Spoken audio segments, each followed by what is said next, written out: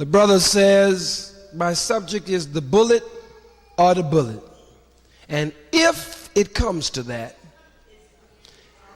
it's already past that.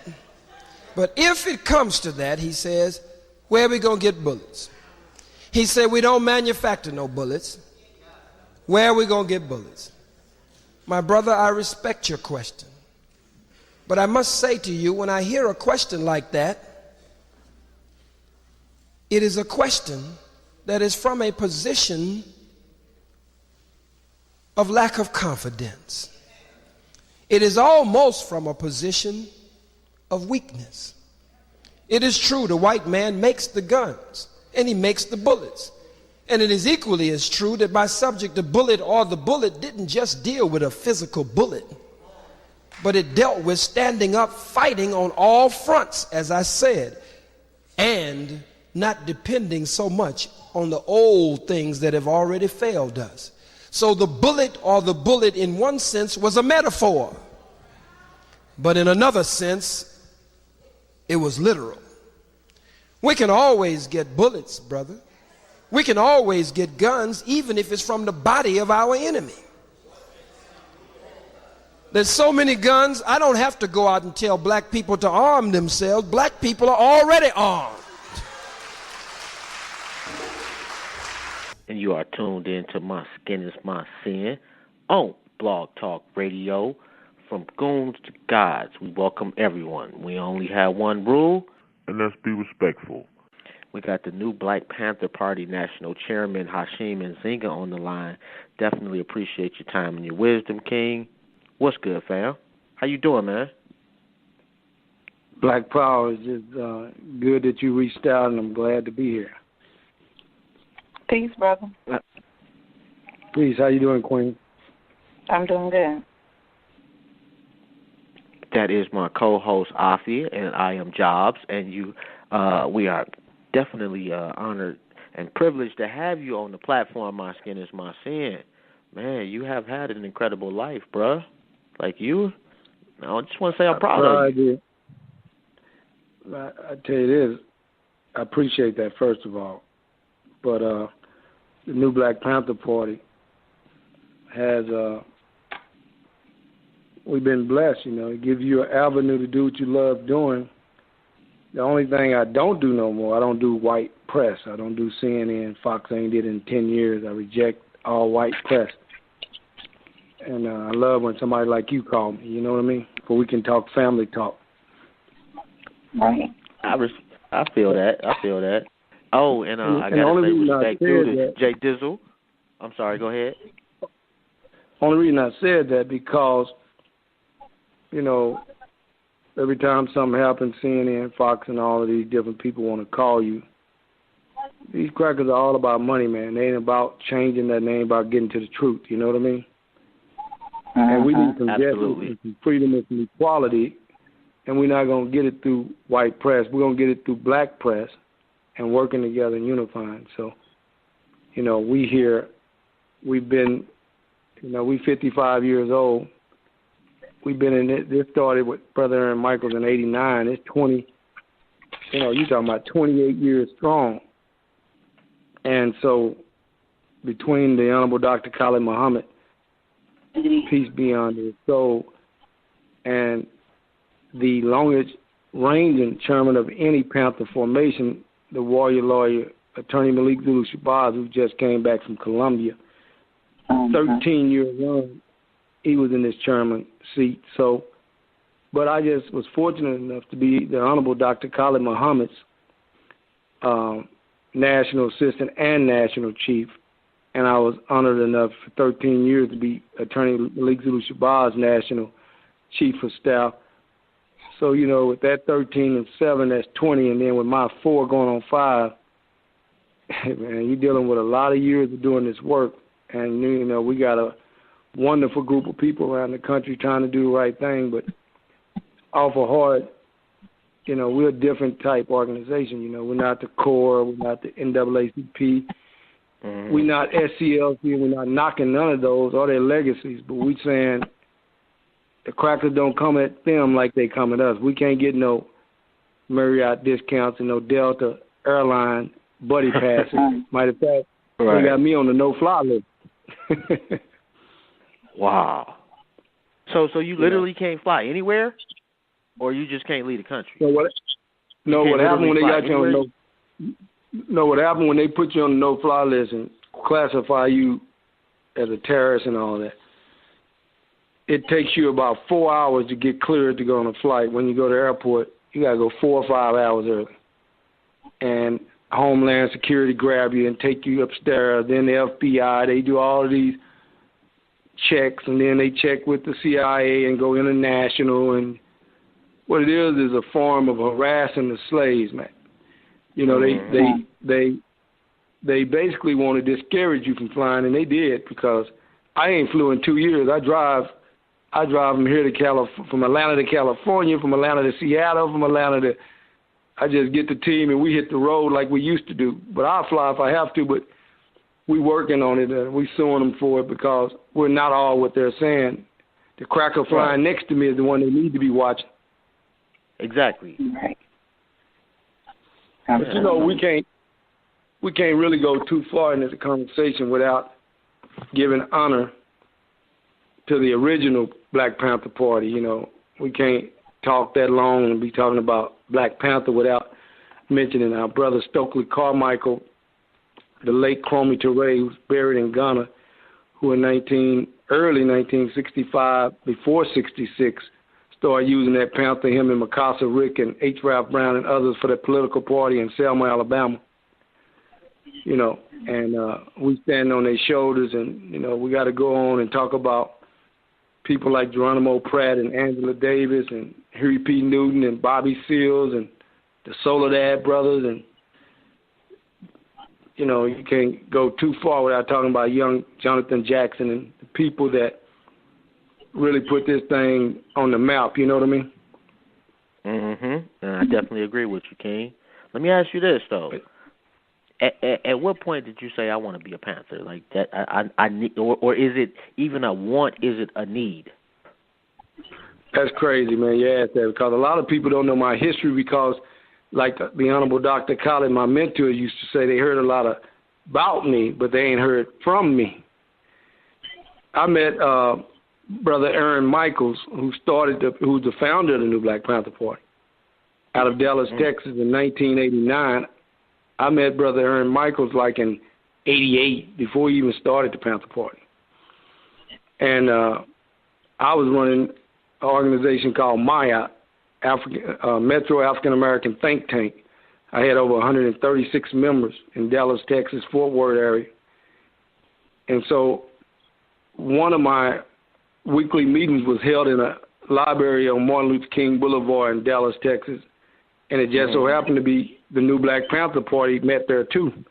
So we was taking up the whole library, and Brother Aaron Michaels and them had a room, and so we began to build and be friends.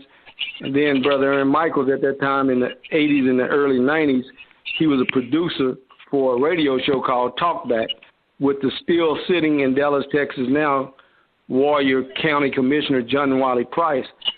And what the think tank was doing, brother, was and sister, we were bringing every week, we would bring a speaker to Dallas. We would bring Kwame Ture. We would bring H. Ralph Brown. We would bring John Henry Clark. We would bring Betty Shabazz. We would bring Dr. Tony Martin. We would bring Steve Coakley. We would bring Dr. Amos Wilson. We would bring Dr. Deborah Blair. We would bring Tasha Shabazz. We would bring Christine Fresh Weldon. And so since the commissioner had a radio show called Talkback, he would want me to bring all of these people through and let them talk on Talkback. And that's where I got to meet Brother Aaron Michaels. And I got to meet him. And then he did a forum with Brother McGee, Michael McGee out of Milwaukee, who started the Black Panther Militia.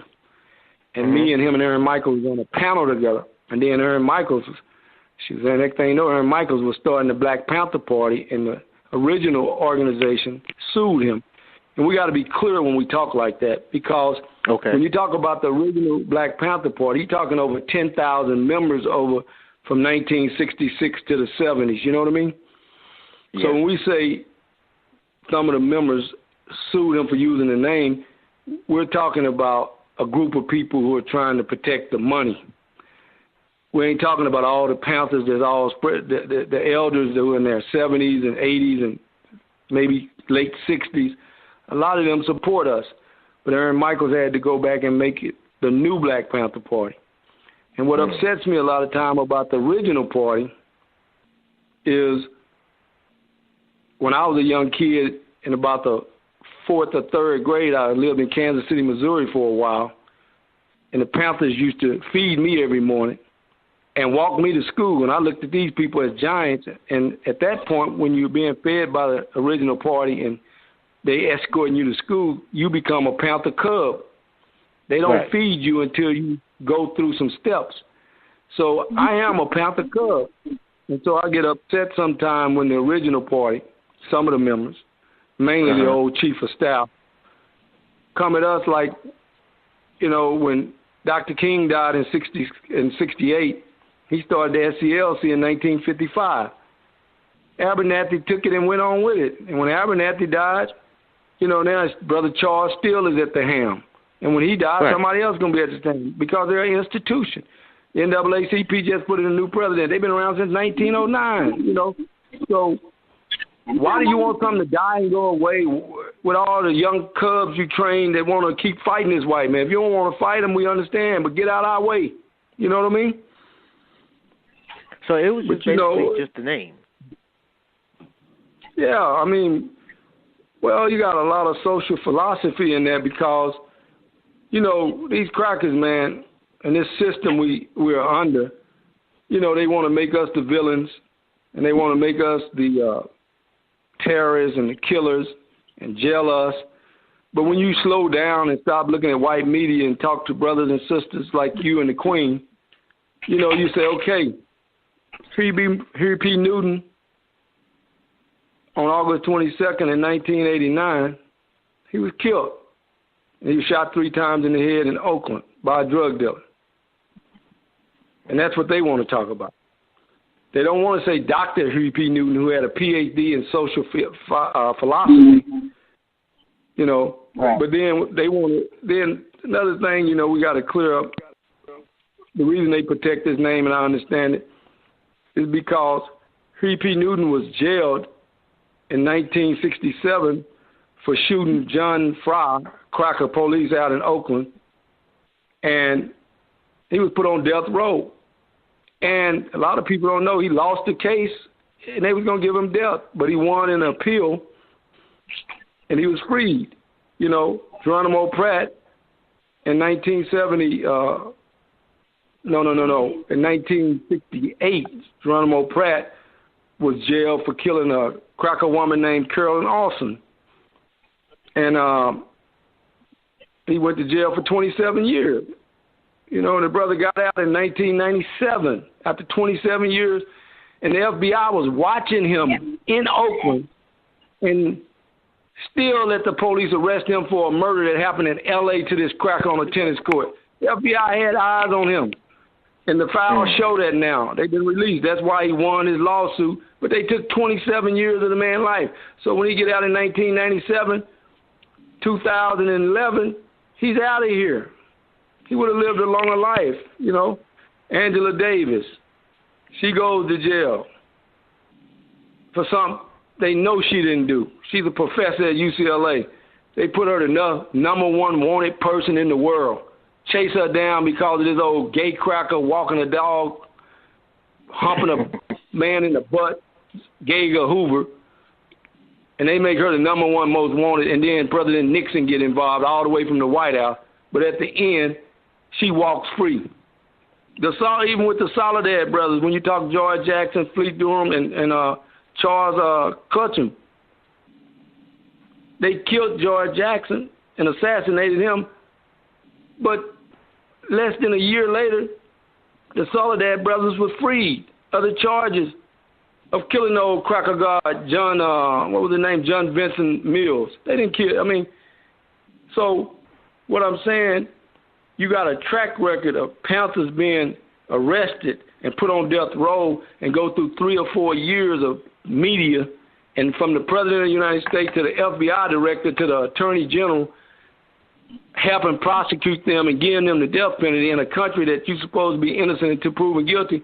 But Huey P. Newton, Geronimo Pratt, the Soledad brothers, Angela Davis, the brothers in Louisiana, all of them walked free.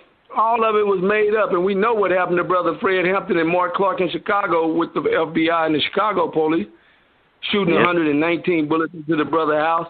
One shot was fired from Brother Mark Clark from a shotgun in the air because he was hit in the heart and disengaged his shotgun. One bullet fired outside the Panthers' house. Then later on, when the FBI files get open, William O'Neill set everybody up, planted the gun in the house. You got a corrupt government that just come to your house, put a gun in your house, let a man walk out, then arrest you. I mean, this is foolish. So a lot of the stuff, the original party, they paid a lot of dues. So we got to honor them forever. But I don't like the idea of a Bobby Seals. Now he's in the position where he's got his barbecue company and he's going around speaking on these white colleges. I don't like the idea of an Angela Davis, who I respect, who I just looked at her documentary. But you married to a white woman now, and you going around speaking on these college campuses telling us to stop fighting the crackers. Most of them now, especially David Hilliard, I don't have no respect for him. You sit there and you let the Jews now run you and administrate you, and then they attack us because the Jews who handle them tell them to attack us. And we out here in the middle of the damn street fighting for Trayvon Martin, or fighting for Mike Brown, or fighting for different brothers and sisters who are being slain by the pigs, and you gonna make the slogan "off the pig" your number one chat, and now the pigs are offering us even more, and now we trying to fight the pig, and you gonna tell us to go somewhere and sit down? Get out of here, man. Let me ask you this though. On that note, I didn't answer your first question. Let me just answer your first question because I got off track with the original point. What I was trying to say you bring up something kind of interesting though, because well, hold that point. Hold that point because I'd like to answer a brother question. And you asked me about how I got into the party. I just want to, and I'll be quick. Basically, I knew Aaron Michaels, and I was telling you I was bringing all these people to town. So in 1994, April 1st, 1994, I brought Dr. Khalid Muhammad to speak in Dallas. And Brother Aaron Michaels and the Panthers and some others helped me, when the Nation of Islam helped us do the security for Dr. Khalid. And we took him to 4 cities in Texas. I fell in love with Dr. Khalid. I was like Peter and Paul when the black revolutionary Jesus came along and told them to put down their fish nets and go fish for man. I left the think tank and I became Dr. Khalid national assistant, and I started going everywhere he went. And I just shut up and soaked in knowledge from a genius. But it would come a time after the Donahue show that we would get shot up by James Best in Riverside, California, who was trying to assassinate Dr. Khalid Muhammad. And we brought Dr. Khalid Muhammad back to Dallas, Texas, and put him in a sister house named Cheryl Smith, who's a great sister. And Aaron Michaels and the New Black Panther Party helped us protect Doc while we got him healed. And during that time, Aaron Michaels was kind of a local guy who started an international organization. And Dr. Khalid was an international leader, FOI, Supreme Captain, the national spokesman for the Honorable from the Honorable Minister Louis Farrakhan, which only people like Malcolm X and Farrakhan and a couple of have held that position. He had trained with Idi Amin in Uganda. He had trained in Libya with Gaddafi and been to Libya. He had went to South Africa 5 or 6 times. He had went to Mecca. He had went all over the world, Brazil, all the islands. So Dr. Khalid was an international leader with no organization because he was suspended from the nation. And so with that union, Aaron Michaels and Doc made a union, and Doc became the chairman of the New Black Panther Party, which blew the New Black Panther Party up after James Byrd in Jasper, Texas, when the brother Head was drug off by them crackers. And overnight, the New Black Panther Party, ended up with 30-some chapters because Doc was like, He had people all over the world already ready to follow orders. So I'll say I was still doc assistant, but I was like, man, I run MYAT. I ain't joining no new Black Panther Party. I don't get it yet. But then after they did the manual and I kept watching Doc for about a year, I was riding with Doc every day. He was the chairman, but I was his national assistant on another level. But after about a year, I saw where he was going and I saw where he was taking the new Black Panther Party. So after about a year, I joined the new Black Panther Party under Dr. Khalid Muhammad and became his national chief of staff.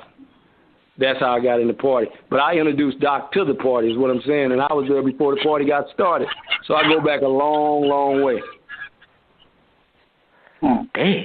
Now you can come with your other question respectfully. I'm still kind of soaking that in right there, bro. Yeah, we did. We are old man. Nah, man, you're never old. I guess my question though, actually kind of on that line too. Are we as a people doing such a poor job at allowing our leaders that do make it to a certain age to not have to worry about certain things, as far as, like, you shouldn't have to worry about where am I going to eat, and you done gave up your life for the people. Or you shouldn't have to worry about whether I'm going to pay my light bill, and you done gave your life to the people. Well, let me say this. Go ahead. Well, in a funny note, even Jesus got the last supper, right? Right. But he still had to send Judas. He still had to send Judas to do his job. Peter still had to cut off the Roman soldier's ear. So what I'm saying is, I don't believe, from being in this struggle, I'm going to tell you a couple of stories that I think you and the Queen appreciate. Okay. I sit with the greatest thinker. Wait 1 minute. Is that the brother, sister? Is that the brother? Oh, I got a young brother supposed to be coming. But anyway, I sit with Dr. Amos Wilson. And Dr. Amos Wilson spoke for me. And we were eating dinner before I put him on the plane to go home to New York. His brother done wrote some of the best books we ever read. He wrote the blueprints to the Black Power. And he was a professor. He told me he was so broke.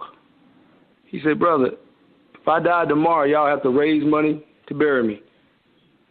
Within 9 months, the very honorable, very, very honorable Amos Wilson died. And they called us and asked us could we help raise money to bury him, and we did.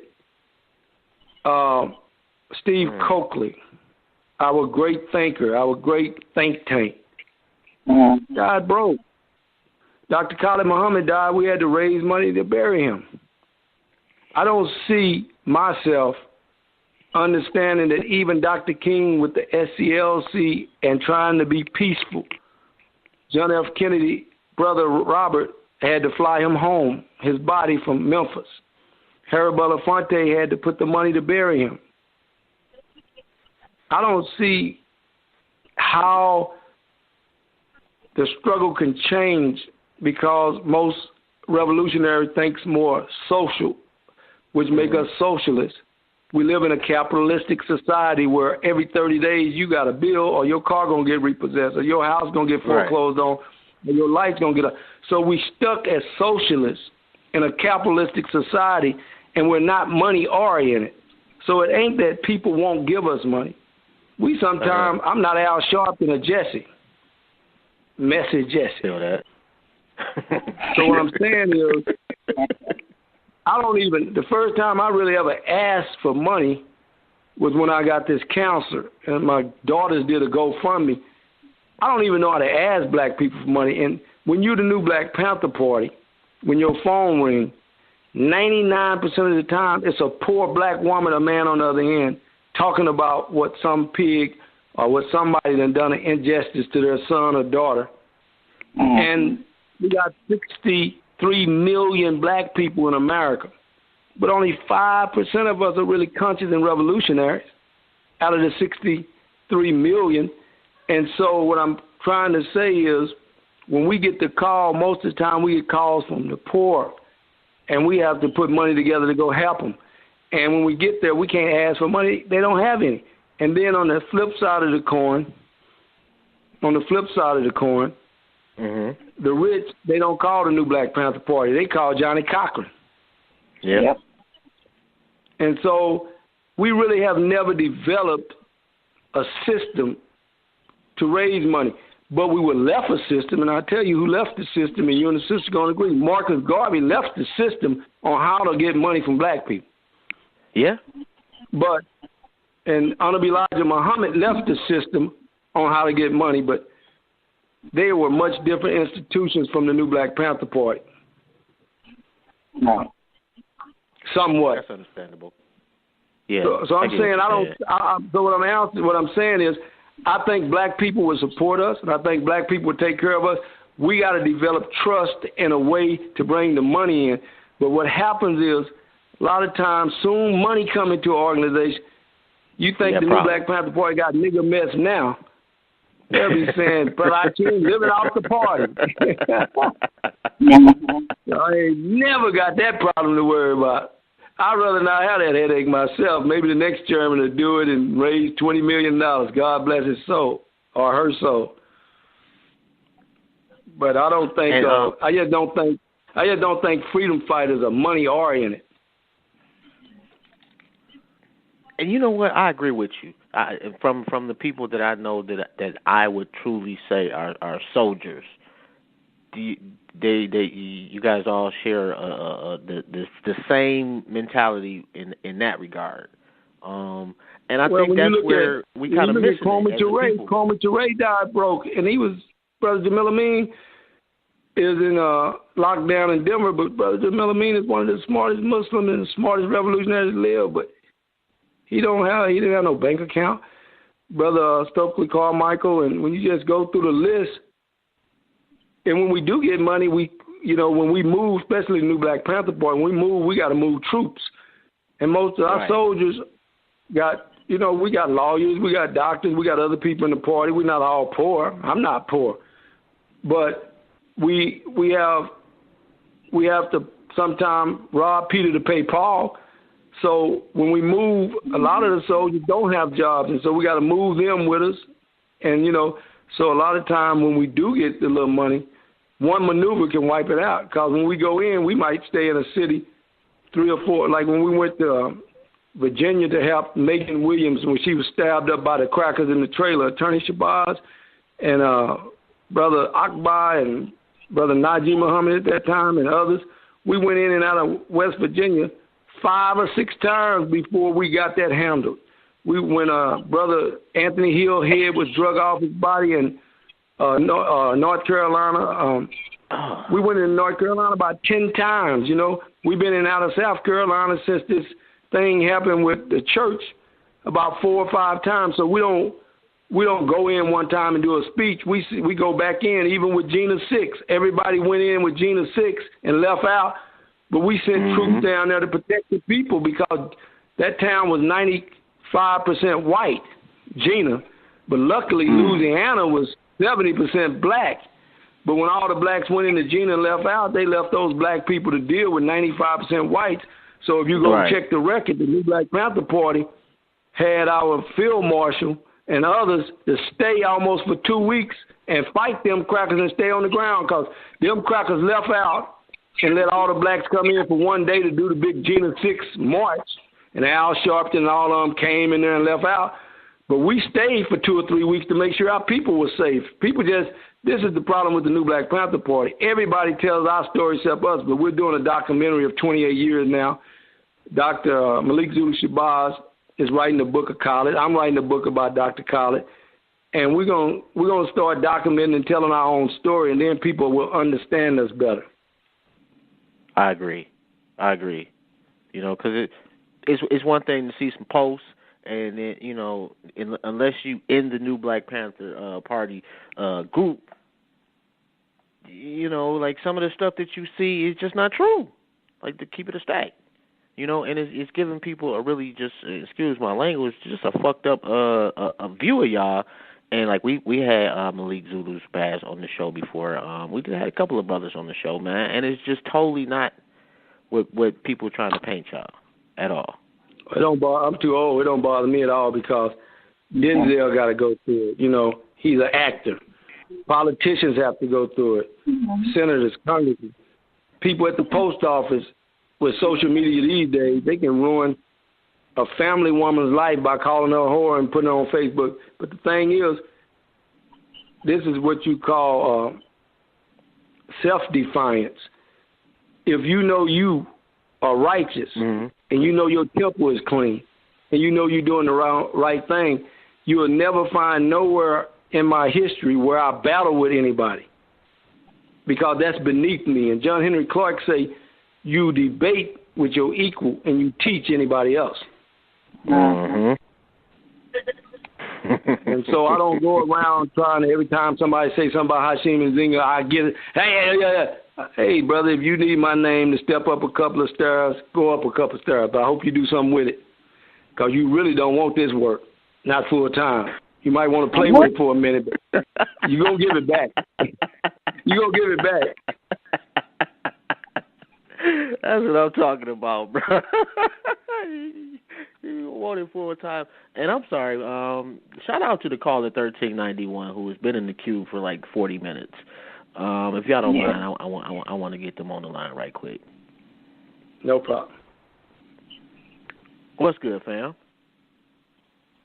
1391, you there? Oh, I tried. Blog Talk has been killing me, man. I was literally getting ready to text you that Blog Talk is tripping so bad that we're going to have to cancel the show. And, like, we right do at 7:15 brother. Man, so you already we got know. Black Power Radio. These people play with your switchboard. Yeah. Play with you getting on. We had Brother Roland Martin, who's been now, he's going to do his last show on TV One. People got the wrong perception about him, I think. But now they should know he was. Now they should know he was walking on eggshells over there, you know. And we had him on the show, me and him on the phone talking like me and you, waiting to get queued up by my producer. The boards are just dead. They can't even bring us up for a whole hour and a half. So I know how it works. Yeah, man. Yeah, and it sucks for him too, man. Because I just saw, I don't know, maybe a week or two ago, him saying, you know, basically I'm riding with the team, you know, with TV One. They had my back when nobody else did, and then they, you know. Well, let me tell you what's going on with that. Let me tell you what's going on with that. I met Brother Roland Martin. Brother Roland Martin graduated from Texas A&M out in Texas. He was born in Houston, raised in Houston. He always wanted to be a journalist. He took it very serious. He went to the Cracker Aggies, the Texas A&M, which is a very, very, very big school in Texas. You got, when you talk Texas Tech, TCU, SMU, and Texas A&M, them the big boys out there, right? So when you go for football and basketball, you know, everybody know. But when you go for journalism and graduate out of there in journalism, you done something. So he went on to work for Dallas Morning News, and I met him the same day I met college, April 1st, 1994. Roland wanted to interview Doc, and he had to come through me because Doc was my guest. We had about 23 news people trying to interview Doc. It was chaos. I didn't even know what was going on. I was young and green. I didn't know nothing about no King College speech. I didn't know nothing about no damn suspension. I didn't know this was the first speech he did doing since King College. And the media been trying to get at him. And so Roland Martin helped me organize the media and made it not chaos. And me and him been friends ever since. That's 30 years.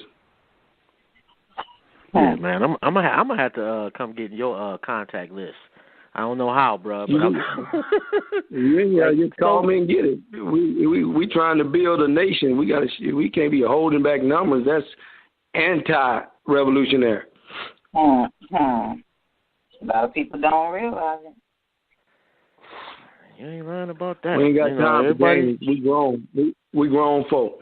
Man, I wish the world thought like that, because people be holding on to their contacts. Like, man, like, bro, if I know somebody and you want to know that person, I'm going to try to hook it up, whether I get something out of it or not. That's just the way shit's supposed to be. Well, you know, that's when you got to go back to the original party and think about the average black person didn't even have a phone in their house. They was too poor.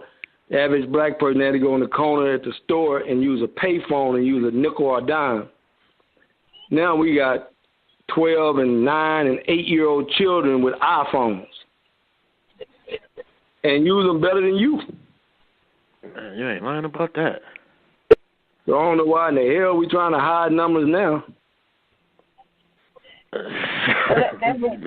So bringing that up, that brings me back around to a question that I wanted to ask earlier about the original party, because the original party was a socialist party. So how do you think that we need to be more capitalistic? I mean, I'm sure not more social. Do you feel like that's what we're lacking? No, we have to. The New Black Panther Party, we got a conference coming up in a couple of months, and we got to upgrade our manual. You almost got to do it yearly, really, because times change so fast with social media and everything is moving with. Remember when Dr. King wrote his letter from the Birmingham jail, he said that the world was moving with jet-like speed, which meant on Delta and American Airlines, but you want the black man to still move like a horse and buggy. The world is moving with jet-like speed. You know, STEM programs, and these kids are in science, math, electronics, technicians. We could never be or build or think about building a nation if we ain't thinking about opening a black credit union or a black bank.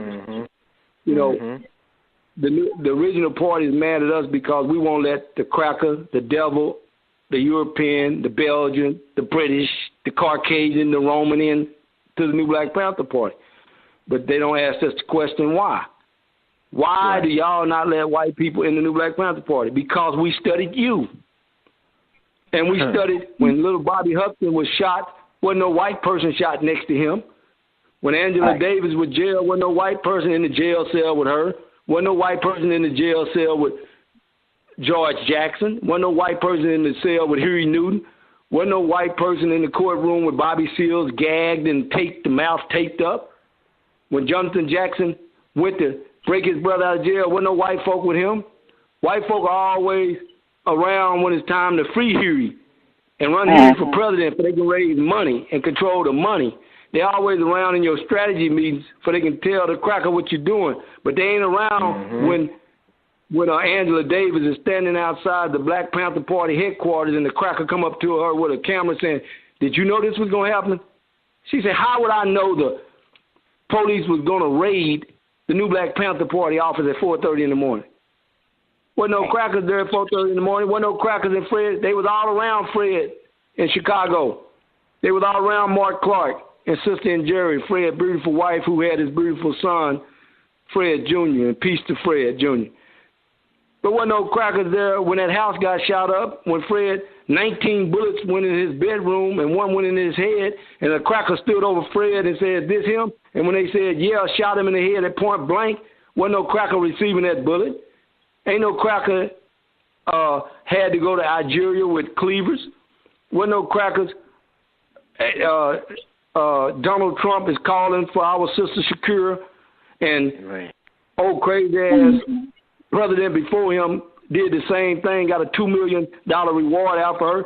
Ain't no crackers running around from the 60s with no $2 million reward for them.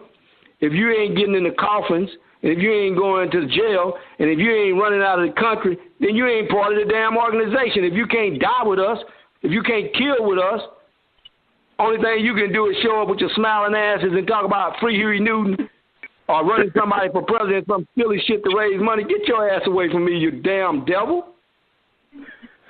So, yeah, we got to change. To answer your question, we got to read the book Action Has No Season by Michael V. Roberts, our billionaire brother. We got to read the book Wealth Choice by our professor, Dennis Kimbrough.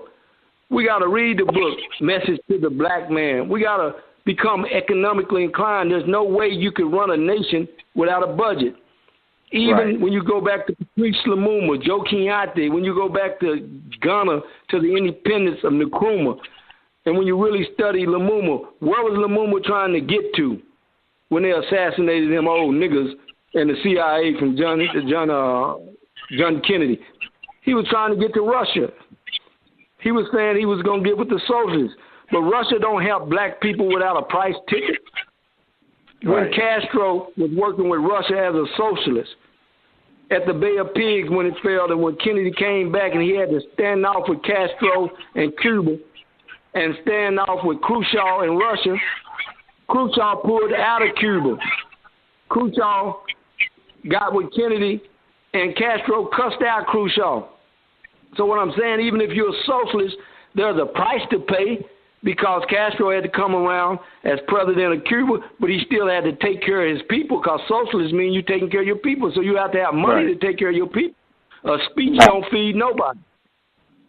So we spend $1.3 trillion in this country a year. We better be trying to build a financial base. Like I told you, I'm not capitalistic, but I'll be meeting with Mike Roberts this week. He's a billionaire. I'm not financially where I just talk about money.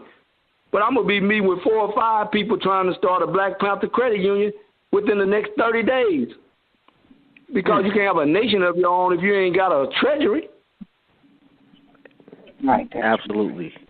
That's a fact right there. And I don't think people get that. And I think sometimes I got people 3 kids in try college. to attribute. College is not free. I say I got 3 daughters in college, and it's not free. It is not. 100% checks. I know. We ain't got no reparations where they should be letting us go to college free, but it hadn't happened yet. That is true. And what I think is, I think a lot of times, and I'm going to try this 1391 again because I didn't got the switchboard back up. But I'm trying, man, because I love the fact that they didn't held on so long. So shout out to you, Revolution is about struggle. Tell them, remind them what Frederick Douglass said: with no struggle, we can have no progress. We just struggle through it. We just struggle through it. I agree with that. And I do think that as a community, we tend to try to put weight, or like we if you're on the front lines, you like 90% of the struggle, or if you're cooking for the front lines, you 2% of the struggle. When I think that is, we don't need that. Everybody you never seen an army. It's like people. Say that again. People people look at somebody that's on the front lines. It's like they're 90% of the struggle, and a cook that cooks for those people on the front line is 2% of the struggle. And people don't look at it as an army. Like an army has accountants, it has doctors, it has lawyers, and it has soldiers. Those soldiers never have to worry about the lawyer stuff ever. Y'all should. And the Pentagon and the Army got the biggest budget out of all the different cabinets in Washington, D.C. Remember Facts. That? Yes, that's a fact right there. They get one bomber. That motherfucker likely cost $40 million. More than that, might cost $100 million. And that's just the ones that they build after they perfect it. But this is the problem when you say front line. This is the problem when you say front line. This is the problem when you say front line. I said they act like we got 50 million black people in the United States, but we well over that. We were probably in the 63 million area, and then maybe 3 million people, 3 to 4 million spread it here and there. I got to do it better than that. Maybe let's say 7 million are somewhat conscious. But the problem with the front line, if you had my phone, if I gave you my phone for one day, you get 30 calls, people telling you where you need to go. Where you need to go. Hey, they just killed this guy in Chicago. Hey, they just killed this woman there. Brother Hashim, I know y'all going. Why you say y'all? Why you ain't going? How you going to call and tell me to go? The concept is we are a organization that, and our patch say freedom of death, and we say we the vanguard. But you can do nothing without power to the people. No matter how many members we got, how many chapters we got, when we go in the cities, we go in and organize the people in that city. because those people going to be left with handling that business. So it's not calling me, telling me. If you call me and tell me to go somewhere, I'm going to ask you, are you going with me? Because if you're conscious enough to know what's going on, you ought to be conscious enough to do something about it. I got 6 kids in a family, and my chief of staff got kids. My national minister of justice got kids. My regional ministers got kids. My national field minister we got families like everybody else. We ain't on no damn body payroll. And they said, if you can't go to the front line, send their ammunition. You gonna call me and tell me to go to Chicago, which I go, but you going to UPS, you going to FedEx, you going to Grady Hospital. You gonna be at your job in the morning, but you want me to call me and tell me where I need to be. So I don't get caught up under that pressure. We pick and choose what we can get done and what we can be effective at, and we try our best to get it done. But as far as this peer pressure or any kind of pressure, talking about front line and who's who on the front line, we all on the front line, and Trump's going to make it very clear very shortly. If he had no, man, that's a whole nother shit. That's a whole year's worth of shows right there. And before we go any further, I need to... That's just one show. He's really a simple cracker. That is true. He is simple.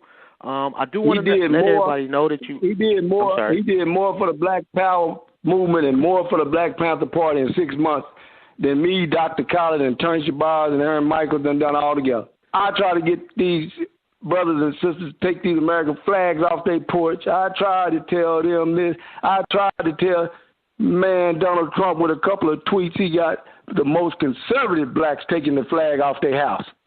He got the most conservative blacks fighting on their jobs. He got the most conservative blacks about to join the new Black Panther Party. Him and that old dirty ass, no good ass Attorney General, old sleeping ass, old Klan Jeff Sessions. And I know the FBI record everything, and they need to go to his office and tell him I called him a no good cripple old bastard. Gonna sit there and put us on the top of the line of a black list, and then sit there on the oath and talk about he didn't even read it, don't know nothing about it. You old Klan, no good, devil ass. Your nature is a devil. You gonna be a devil. You can't help it, devil. I ain't even mad at you. You just a damn devil. You old white, old ass, crippled devil. They don't bother me none. I'm a God's man.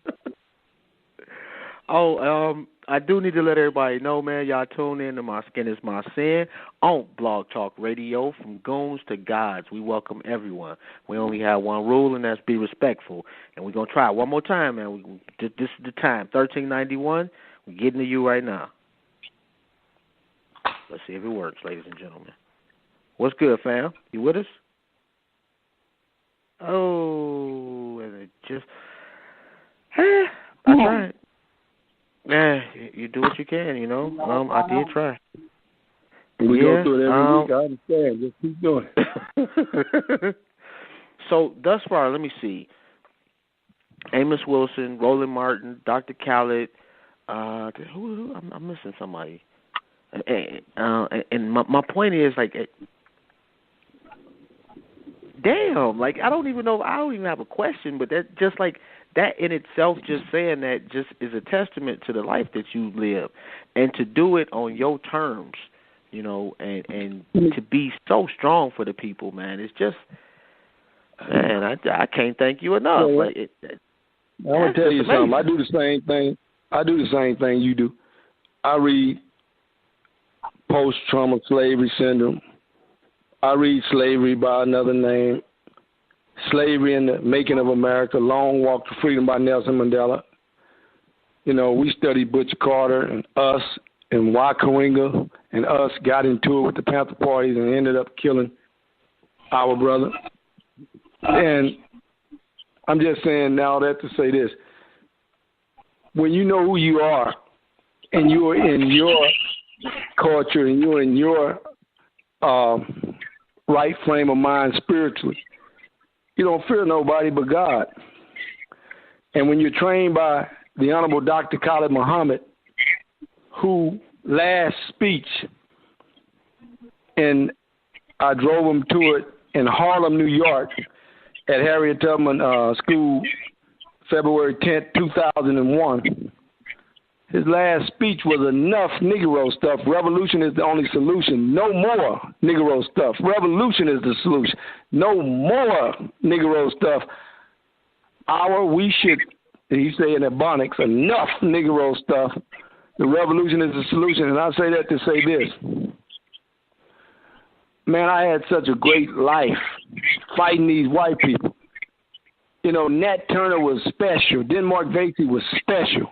Frederick Douglass was special. Harriet Tubman, Surgeon on the Truth, and our first black woman and first black person to run for president, that bad boss out of New York, who was the first to run for president of the United States, Shirley Chisholm, and Adam Clayton Powell Jr., and Marcus Garvey, and so many I can name that spoke freely, that allowed me to speak freely. One of the best revolution weekends of my life, and you picture this, I brought in on Friday H. Ralph Brown, Saturday Stokely Carmichael, and on Sunday we had a big party with our late brother who wrote the song The Revolution Won't Be Televised. Oh, come on. And we brought his band in, and him and H. Ralph Brown and Stokely Carmichael, and all us partied all night long. And when I took Brother H. Ralph Brown, not H. Ralph Brown, when I took Brother Jamil Amin, H. Ralph Brown, to the airport, he has told me, he said, always remember, brother, you're going to be a leader. You're a leader now. He said, but always remember the white man. And he said, I just put it like this, brother. They never going to send a lion to kill a zebra, because a zebra can see and smell a lion a mile away. They going to get one of them zebras to do it, brother. And that's the only thing that I hate. And that's the only thing I hate in the career of the New Black Panther Party, SCLC, I don't care what group you done started. They have to use a black face to get to you. You know, wasn't no white man saying, get your hand out of my pocket to Malcolm X. Wasn't no white man shooting a 9mm point blank range at me and Dr. Collins in Riverside. It was a black man named James Best. You know what I'm saying? Mm-hmm. And every time we look up, they got some nigga playing the part of the white man. That's the only thing I hate about the movement. And we ain't going to be able to do nothing about it, because the FBI and the old cracker I just talked about, Sessions, the Attorney General, and the old crooked-ass Trump, who's listening to us now one way or the other, they got a multi-million-dollar budget just to infiltrate our movements. Mm-hmm. And them niggas going to take that money, man. Here in Atlanta, I got a call 3 weeks ago, brother, from Mary Norwood, this old wrinkle cracker bitch running for mayor of Atlanta. Think I'm going to go against my sister. She done paid so many niggas to get on her side. But she called you? And wanted to beat Sister Bottoms. She called me and offered a donation to a group I got called Youth Saving Youth if I do a press conference with her, saying I support her. Wow. Man, I cussed that cracker out so bad, she probably trying to call the FBI on me. And I'm so glad with all those niggas who took that money and stood next to the old wrinkle cracker that was representing the white man. And you know, man, and this is a serious topic, brother. It's a serious topic because it really is. In 1979, Atlanta got its first black mayor, brother, and Honorable Mayor Jackson, who, when you come to Atlanta now, he named the airport. But Jackson took this black Atlanta to a black Atlanta. He demanded that all construction, all city bids, have 40% minority participation. Whites moved out of Atlanta. Blacks was already there. Whites just fled from Jackson. Jackson kicked their ass, man, and made this black Atlanta. And he turned it over to Andrew Young. And after Andrew Young, Bill Campbell. And after Bill Campbell, The sister came in, and then Hashim Reed. None of the mayors, man. I work with a national conference of black mayors and an international conference with black mayors. 783 mayors. Ain't no goddamn black mayor righteous. Let me say that. What I mean by that, politicians, you can't get the manual. You get the new Black Panther manual, it say we want freedom, we want this, it's going to say we want. If you get the manual to be a mayor, a senator, a congressman, a city councilman, a county commissioner, it's going to say you're going to have to be a deal maker. Yep. And who do you make deals with? The people with the money. Yep. So all our black mayors, all our black politicians are going to fall short somewhere. But I'd rather deal with a crooked black politician any day than to deal with a white devil who started the whole mess. Yep.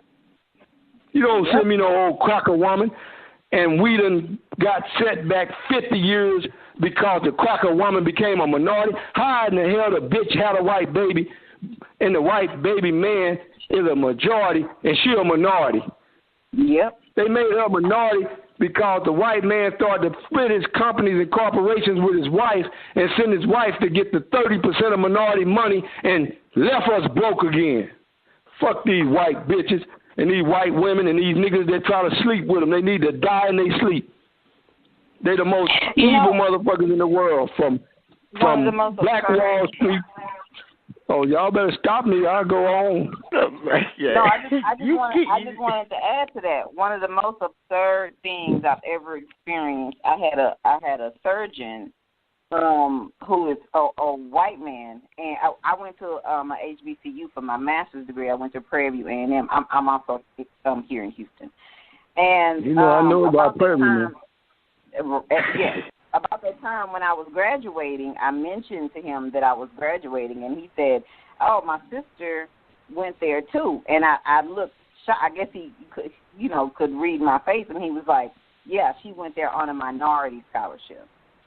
Blew my mind.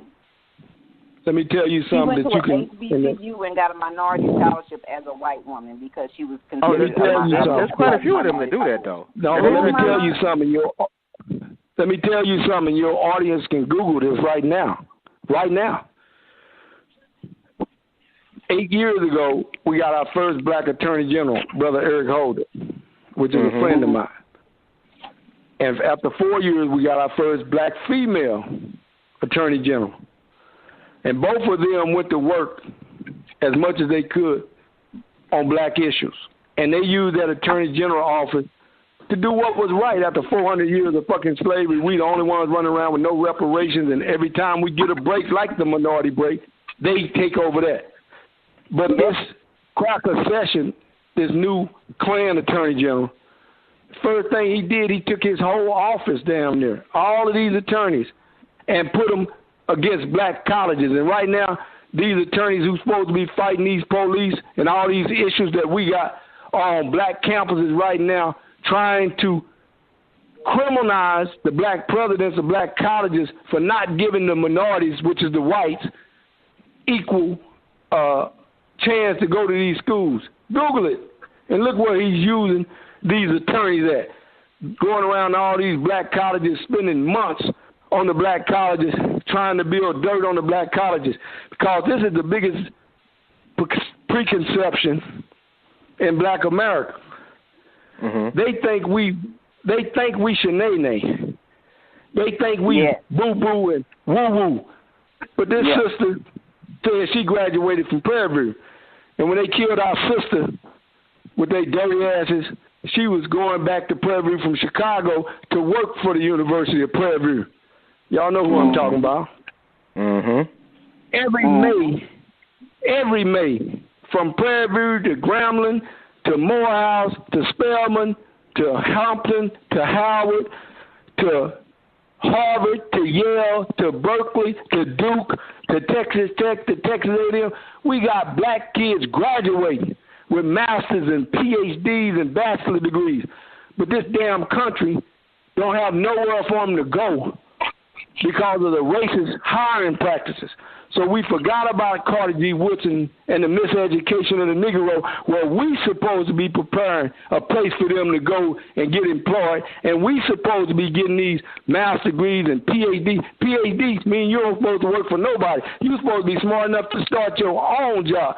See, we haven't mastered science of self. We got to master science of self. That's supreme knowledge. But what the white man has done for us, this is the good news, by projecting us these Jews news.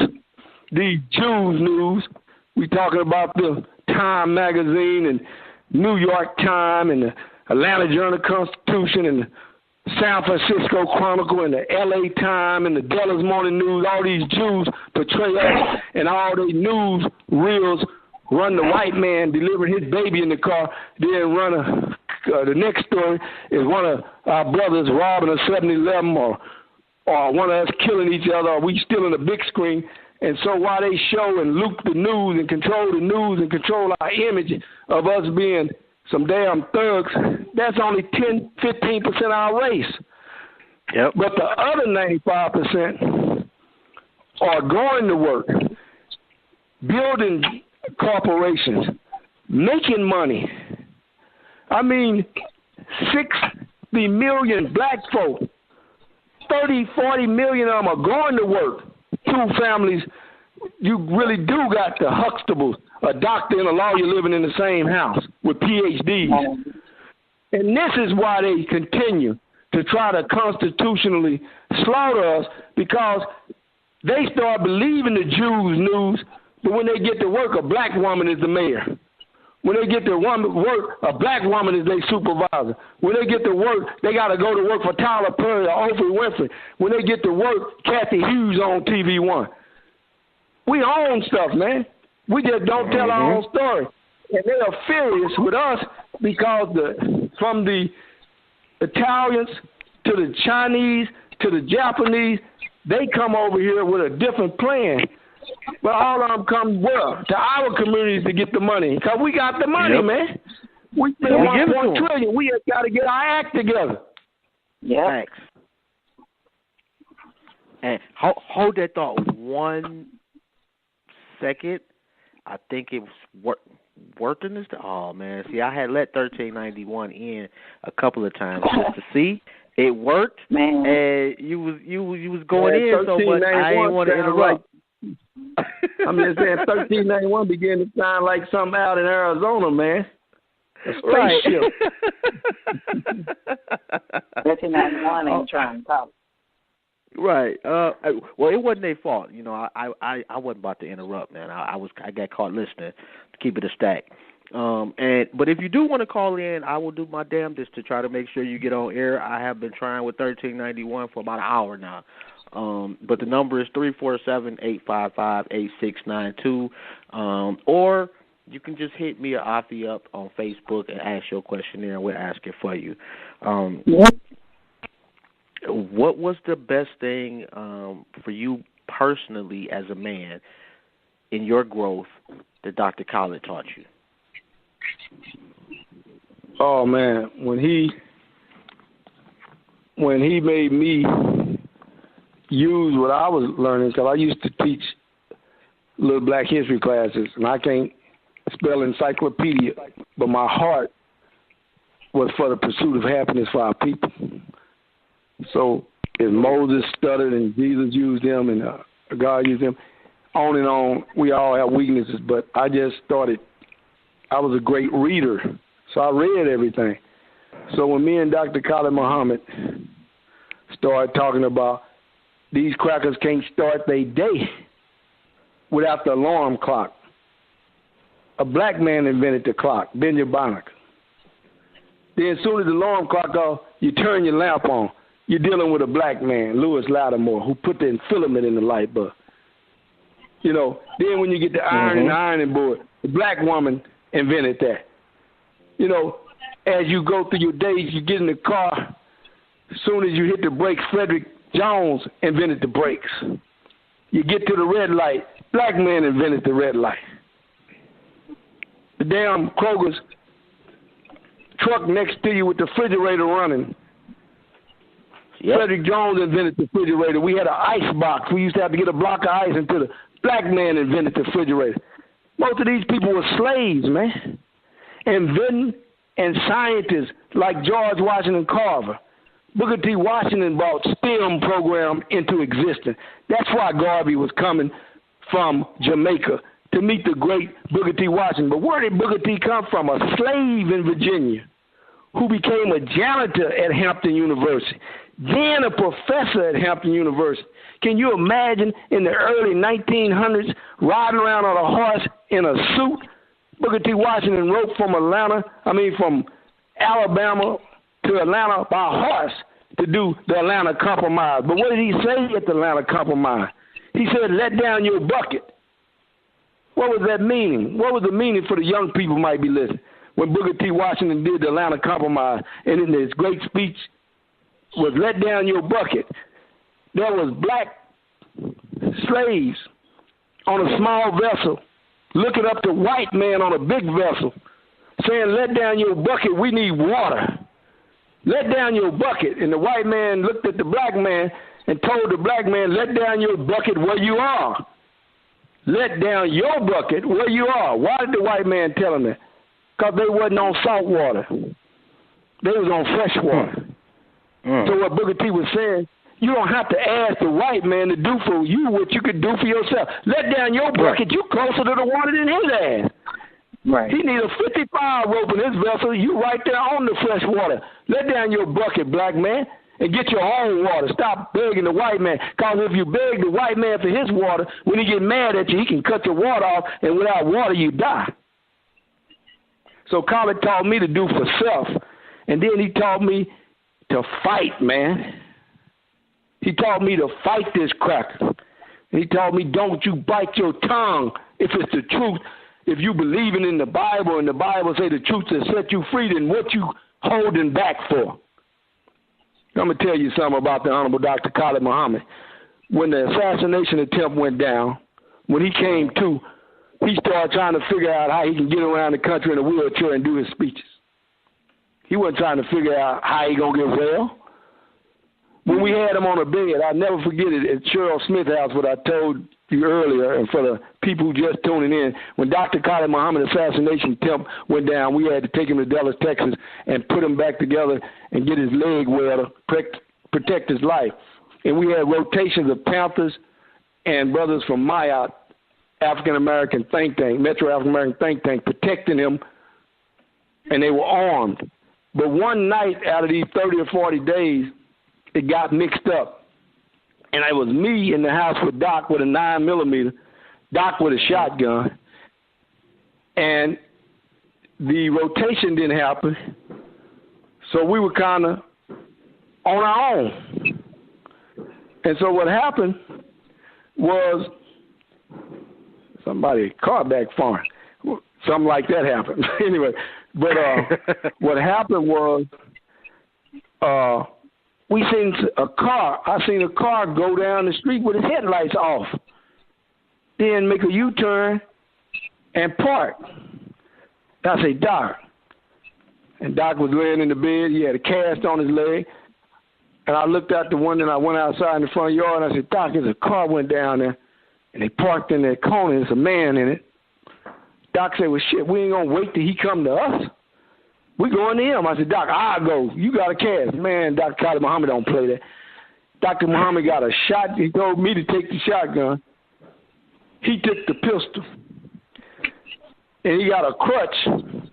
And we went through the alley, and we came around on the right and the left side of the car and put a shotgun up against his head. And it was one of the brothers who was down there to protect us. The Doc, they told me just park here, turn the lights off, and watch the house, because this is the best angle to watch who's coming. We said, brother, you almost got killed. But I'm trying to tell you the type of soldier Doc was, with a cast and a cane and a pistol. He went to that car himself with me. Wow. And, you know, once you get rid of fear, what's left but to live? Right. How about that? You know, You know, the fear I got for black people is not pursuing the pursuit of happiness.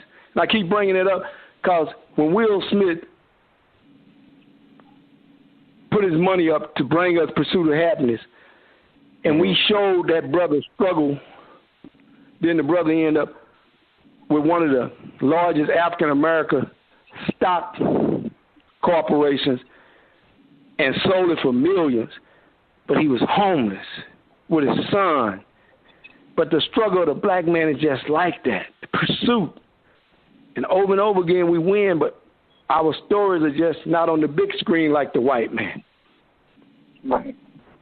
But we all right. I'm happy, man. This is the best time to be black and the best time to be living. Right now, the white man is fighting each other. The white senator is fighting the white senator. The white congressman is fighting the white congressman. They trying to impeach their white president. You know, they worked on us so long with the destruction of the black civilization. I'm glad to turn on CNN and see these crackers going at each other every night. Uh-huh. Damn FBI ain't watching me. They watching Trump. They got a COINTELPRO on Trump's son, not me. Because we ain't got to be criminals to beat these devils. We just do what we do. They arrested me for 9 months. But I walked out the courtroom free of all charges and suing the shit out of the crackers to this day. So you think long term that we will benefit from him becoming president? We already benefited. It don't need to be long term. It need to be short term. His ass need to go now. He done woke us up. But if it's long term, he would destroy us.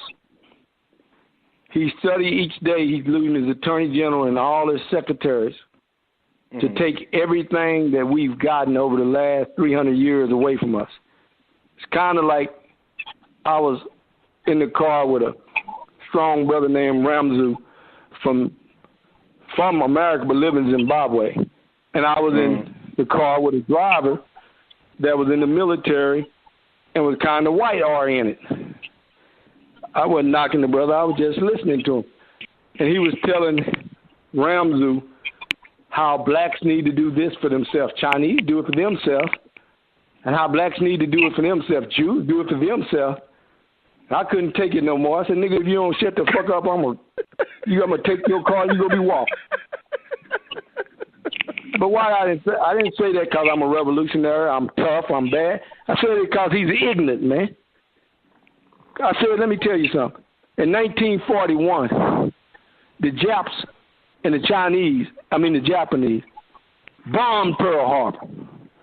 And Roosevelt the next day had to declare war on the Japanese. And he rounded up the Japanese. And he took everything from them. And we was at war. And my uncle, Doris Miller, was on that Pearl Harbor island and became a hero. Later on, the white people threw him off the ship because they didn't want no nigga who cooked potatoes in the kitchen being no hero on their ship. But he had got a Purple Heart. And he was like the brown bomber, going around talking to black soldiers. We done fought for George Washington, Whipple, and another brother paddled him across the Delaware and showed him how to get to the Confederate Army. I mean, to the British. Them crackers didn't say the niggas was coming. They say the British were coming. These crackers be fighting crackers, and we fought in every war. There ain't no freedom for us. George Washington ended up with slaves. But Benjamin Barnacle Christopher Attuck was the first to die in that war. A black man. Went on to the Civil War. And we know about the Civil War.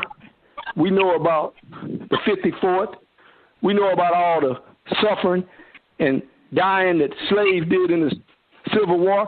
But Abraham Lincoln gave us so-called freedom and 40 acres and a mule.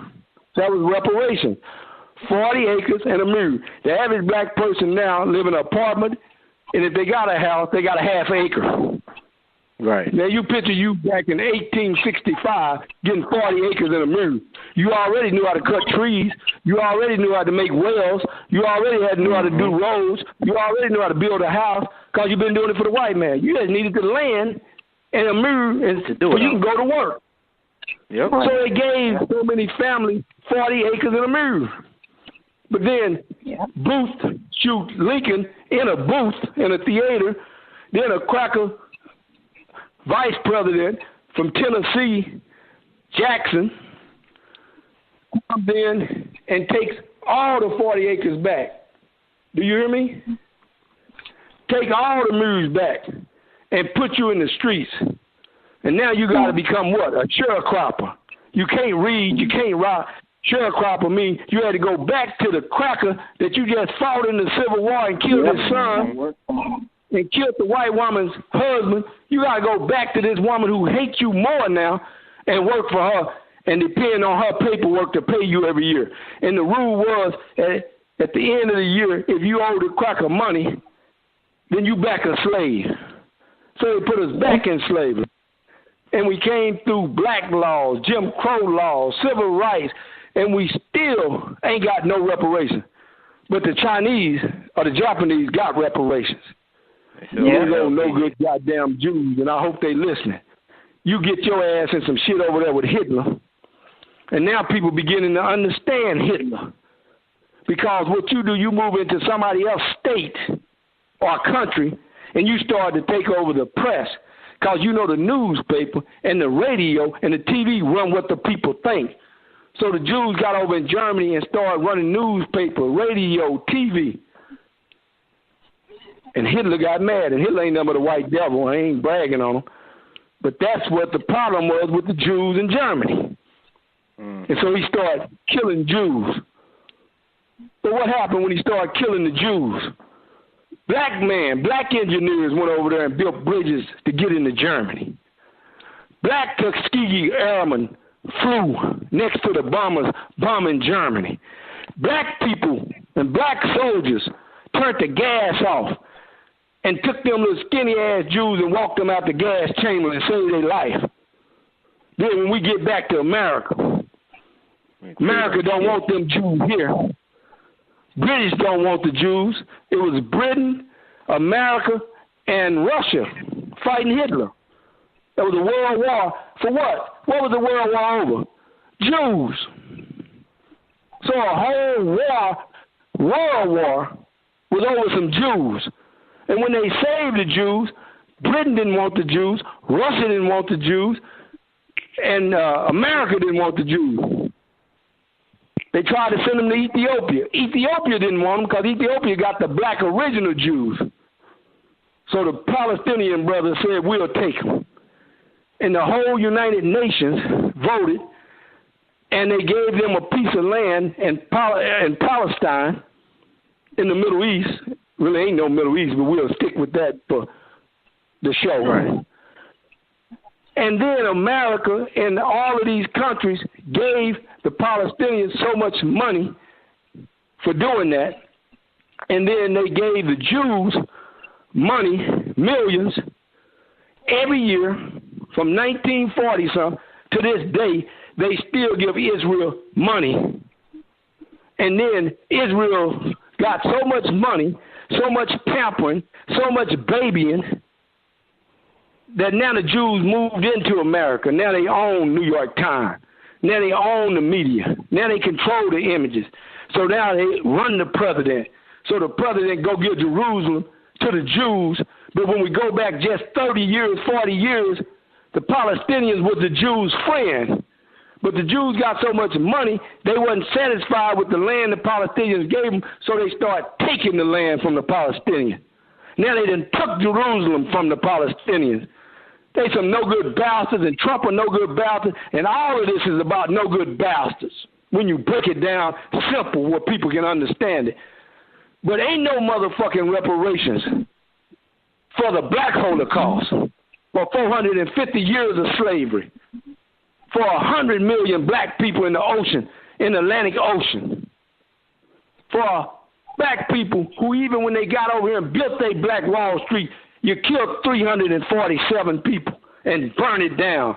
When they built their Rosewood, you let an old, no-good-ass, hoe-ass white woman, it was that nigga, and you burn a whole black city down. So even when we beat you at your own game, you turn on us. You can't win with this white man. So I told that nigga, you shut your damn mouth. The Jews got reparations. The Chinese and Japanese got reparations. Black people ain't got no fair chance, no fair start, and all we got was miseducated and all fucked up, and all of us need psychiatrists because ain't no person in the human atmosphere supposed to go through what we done went through in America.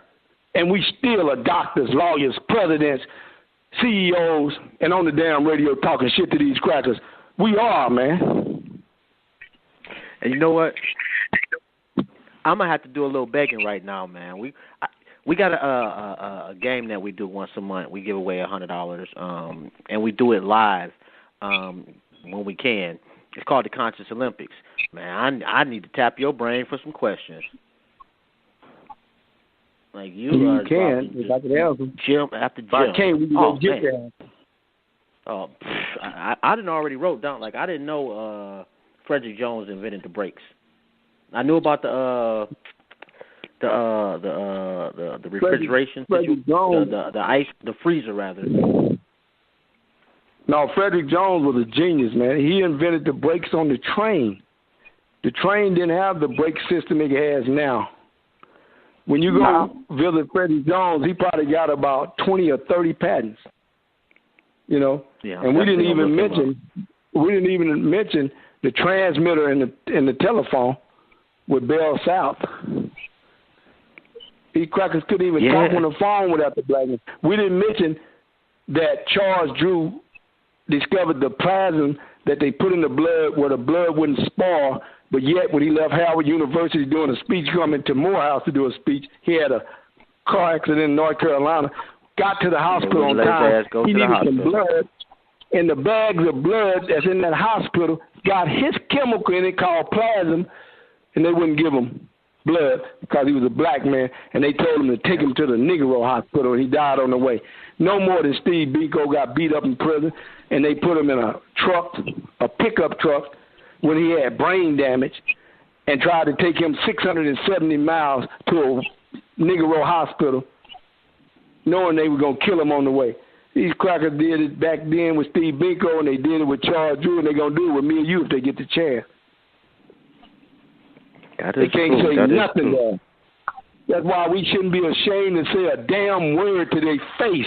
Trump ain't nothing but a rich, spoiled German who's carrying out his German history with Hitler now, and he going to fuck up the world before it's over. And he can kiss my ass. I don't even want that cracker kissing my ass. He might like kissing ass. We got 1391 on the line, y'all. Hey, you there, Queen? 1391. Hi. First, I'd like to say, I'd just like to give my respect to the chairman who I just met today. This is Toya, and Black Power. I really forgot. Yeah, Black Power. I watch your Facebook, Toya. You be raising some hell. That's why I got in touch with you. I like hell raising. Oh my God. We need every hell raised on the front line. When I say hell, I mean good hell, though. I mean heaven hell. Okay. Well, I just like to say I enjoy listening to history, and I can listen to you all day. You dropped a lot of knowledge and jewels and respect, and I really forgot my original questions. But I was from Spokane, Washington. I live in Seattle, and I knew all the old Panthers here.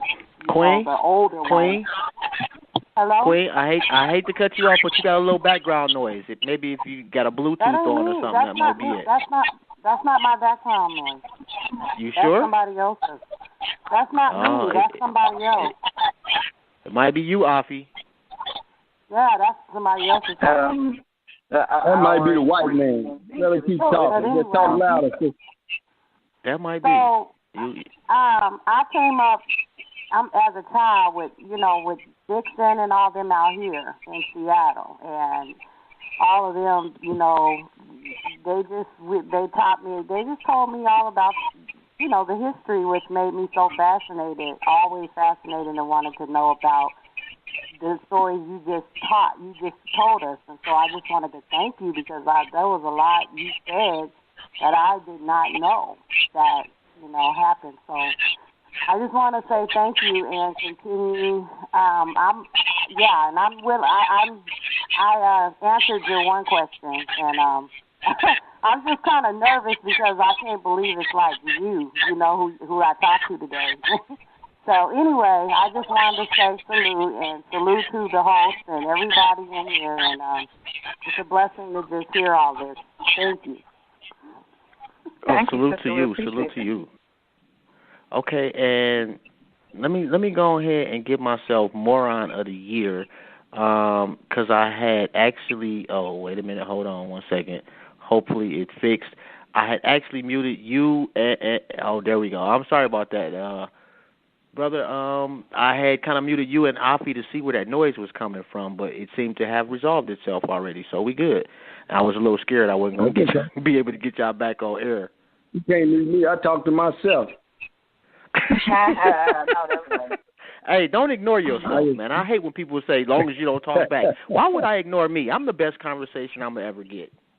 Just saying. That's right. And the whole thing I did, that whole spiel about the inventors, the engineers, the scientists, the teachers, the professors, is to say this. You couldn't be with the Honorable Dr. Khalid Muhammad and be stupid. You can come to him stupid. You can come to him ignorant. That ain't bad words. But you ain't going to leave him stupid and ignorant. So I had to double train myself, because he's on the radio. He's giving the speech. I'm his assistant. I'm taking him places. And sometimes he didn't have time, and we didn't have no damn Google back then. So we had to know what we knew. And he might ask me, what year did Booker T. Washington start Tuskegee? I need to tell him. What year did Marcus Garvey come to the country? I needed to tell him. So I had to always be sharp, because he's always doing speeches.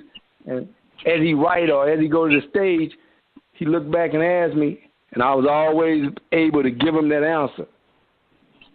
Chancellor Williams wrote The Destruction of the Black Civilization, whatever it was. And that's what we got to do today. We got to know our own history and know what we're talking about. And when you know what you're talking about, you tell a cracker to sit down for you could teach him, because you his father and you his mother. You don't let him teach you, because he's miseducating you. You say, wait a minute, sit your ass down. That ain't right. See, we too cracker friendly. We are. We do include it. In the school, I think killing shed a tear right there. I would never send my child to the killing field. Why do you send your child to the school and then you say they ain't teaching them right? Get them out. Yep. Homeschool. Yep. Find a school who teach them right. You don't let your child go through 18 years and say, we had a bad school district. That's too late. Yep.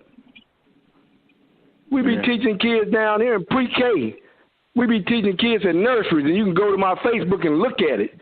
We be teaching them STEM, which means we be teaching them science. We be teaching them technology.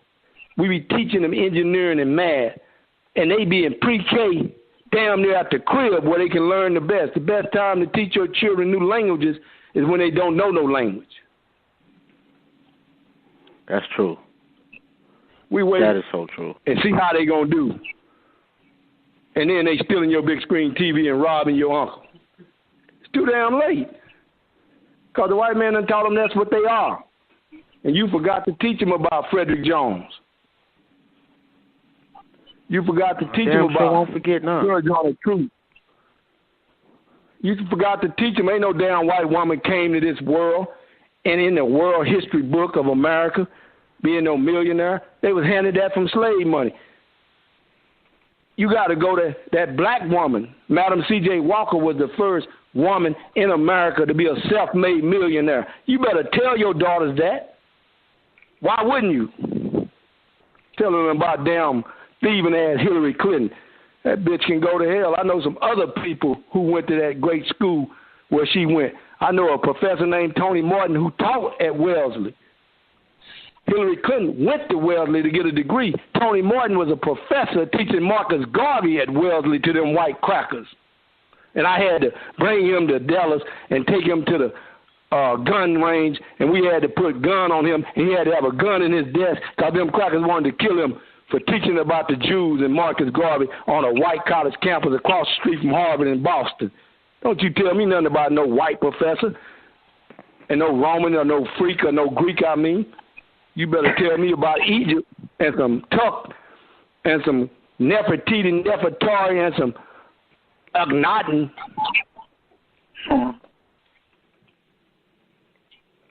Hell, you going to have a baby and can't teach a baby. You better wait till you learn how to teach a baby before you have a baby, or you're going to have a damn fool running around here. I needed to hear that. All my kids are smarter than me. My kids to get on this radio show now, you have to go an extra 4 hours. Man, I can only. I be careful what I say around them. I think I be knowing. I be careful. They'll be correcting me so much. That's when you what your daughter wrote about you on that GoFundMe too was that really what. But see what happened? That was my oldest daughter. But my other 3 daughters wrote something too, and they mad because I didn't put theirs up. No, that's what we do. That is what y'all do. So when man, my daughters get here, I just go hide in my bedroom. Nah, because we're going to follow you in there. We do it how we They go to Black History banging. You know, gang banging, they go to Black History banging. All right, we and they got learn about all the 10 new minutes. stuff. Oh, my bad, King. We got about 10 minutes left, though. We got one more caller. I can try. Wow, that's bad. But you know, we've had more, but it's just that Blog Talk, it is what it is. We're gonna try to get to you this one time, 8189. If it don't work, you are tuned into My Skin Is My Sin on Blog Talk Radio, from goons to gods. We welcome everyone. We only have one rule, and that's be respectful, man. And I can't thank you enough, man. It's a phenomenal show, man. Gym after gym after gym. Truly appreciate you, your wisdom and your time, bro. I had to let you know that. I appreciate you for reaching out. I don't sound like no man with no stage 4 cancer, do. No, you don't, man. How you feeling? How are you? Hell, I feel like you. Like it's time to fight. When we stop feeling like that, we need to go on and die. I don't care if it's cancer or kill ourselves. What's up, man? Could you imagine a slave with cancer trying to get to Canada? See, he wasn't worried about the cancer. He worried about getting to Canada. Exactly. I'm worried about getting to Canada, man. No, I don't want to get to Canada. I just want to get to our own nation. If crackers in Canada hate us. That would be, man, it would be nice to see. That is for sure, man. The damn thing it's gonna happen. True. It's gonna happen. And hold on, you know what? It worked. 8189, you on the line. What's good, fam? What's happening? This is Z Malachi in the house, man. I've been waiting to get up here and build with some brothers like y'all. Malachi, can't forget Afi, bro. Look, I know we've been pushing the whole nation building and get together and collective force for some centuries, man. And right about now, even though I'm 46, I started when I was about 19. I'm feeling the pain right about now. You know what I'm saying? I keep the faith because I keep spreading the message, but right about now, I'm feeling the pain. I'm like, okay, is everybody else really just pretend preaching and ministering? And like, what are we really doing? Because we got a lot of people who put their lives on the line just trying to reach people. So I got some things I want to say. You know what I'm saying? I know. But we got like 7 minutes, bro. Okay. I'm going to try to see if I can make it in 3 then. And I really do think I'm gonna have to make that 2 because I got Jay Dizzle in the queue too. I got to get to my brother because without him we wouldn't have a brother on the line. All right, so let me just say this then. I'm the founder of Black Tax. You can find me on blacktax.solutions and see what I'm working with. Say it again. Black Tax what, brother? Blacktax.solutions. Gotcha. Blacktax.solutions. Let me type that out too so I won't forget. I'm on Facebook. And salute to you, man, for tuning in. Black Solution. Yeah, that's a mouthful right there. Talk to taxes right. is what keeps every taxes is where they get if every we don't do what they did to us and form our own tax organizations so that we can get ourselves where we want to be, I don't know what else we're gonna do. It looks from a quick scan. It looks really interesting. So I'm definitely on reading now, brother. Well, I will be. I'm gonna look at it and I'm gonna reach out to you, brother. Yes, do that, and I'll try to return. Earlier next time. We appreciate you. Hey, no, definitely. I know Jizzle was on the line. You can bring him, but the brother said pain, and the way he said it, I'm gonna just tell him this when we were talking about nation building. When a woman water break, before she can have that baby, she's gonna go through some pain. And before that baby was even created, one sperm had to fight billions of sperms. This process is painful. But when the black woman had that baby, she's giving birth to a black nation. She's giving birth to these people we've been talking about. She pushed out Marcus Garvey. Don't give up, brother. That pain brings Garvey and Malcolm and Khaled and Sojourner, and it's going to bring the daughters in my house and the daughters and sons in your house. If you give up, you're giving up on your own. Hey, thank you for that, man. One Trump is changing the nation right now. One Kennedy changed the nation. One Abraham Lincoln changed the nation. But before all of that, there was a Nefertiti changing the nation and running the nation. There was hieroglyphics. The science go way back. I only taught American science. We didn't even go to Egypt. We'll do that next time and teach where we learned this from and how we brought it on them slave ships over. But I know my brother is on the phone. I'm a yield. I received that. Appreciate it. Oh, that's Jay? Jizzle. I might not even be being heard. Can you hear me, sister? I can hear you. Yes, I can hear you. I think Jobs may And you out in Texas? You out in Houston? I am out in Houston. You got some giants out there. That's why our regional minister over there. You got okay. Now we got. I'm sorry, we got Jay Jizzle on the line too. I called you too, bro. So it might be an echo, and if so, I'll try to hang up. That's why I had to little pause for a second. Jay, you there, bro? Yeah, I'm here. All right. Black Power, Brother Jay. Black Power. Salute to my national chairman, Hashim Nzinga. You know, I've been listening in from the website. You know, as I'm in traffic, you know, I could not let this show in without giving my gratitude, because like always, and I know that you have a busy schedule, but like always, you bring the heat and you bring that information and that inspiration for our Black nation. Absolutely. It's a pleasure to be under you. It's a pleasure to be a new Black Panther in these times, and to be putting in this work up here in the Northwest. And we have so much more to do, so much more to accomplish, but I just want to give my gratitude. And also peace to Jobs for even inquiring. And also I got to give a thanks to the National Minister of Justice for also helping this work today, Imam Akbar. So I just want to show that gratitude. Well, let me say this. You know I appreciate you, and I'm going to say you ain't behind me. I ain't on top. You next to me. I'll never forget Dr. Khalid Muhammad. I was so excited to be with him, so excited to be around him. I said, Dr. Khalid, I'll die for you. He said, go home. And he meant it, and I went home, and I didn't understand it. The next day he picked me up. He said, you still want to die for me? I said, yeah, I'll die for you. Go back in the house. I said, wait a minute, Doc, you playing games. He said, no, you can't die for me. If you die for me, they're going to kill me too. He said, you need to say you were killed for me. Then we'll both go home. Come on. Man. So I learned to tell the soldiers, ain't nobody behind me. We side by side. Yeah. Don't die for me. Kill for me, and I kill for you, and we'll both live. And we'll go home like these crackers go home after they stealth bomb somebody to death. We're going to be hollering these crackers, hollering, Black Hawk down. Black Hawk down. They have failed on some of their missions. They have. They have. They don't one talk about those, though.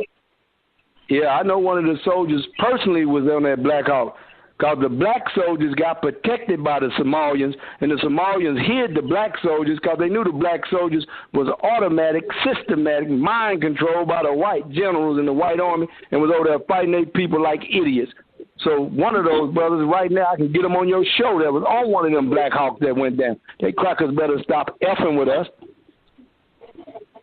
Man, I am texting you my number before this show is up. I'll tell you that. Like, you know, you have definitely, man, and to keep it a stack, man, just things just haven't been going my way lately. You know, been talking about just hanging it up with the show, man, and you have truly, truly inspired me, bro. Only thing, you better hang up your coat when you go sit down to do the show. Hell you talking about? Life, man. Man, you know how long it took us to be able to get on a show like this, and we could be heard in Africa, and Mugabe could be hearing us right now if we told them to tune in, and different people in Jamaica and the Caribbean and Colombia. Brother, you take advantage of that with all your heart, and you don't let this white man discourage you, and you don't let no black man discourage you. And if you get a little down, you get that sister, and you let her run it a couple of weeks, and you come right on back. That's right. But ain't no quitting. Well, that's the only thing we took out of the Black Dictionary. We corrected all that Webster stuff, but we took quitting out completely.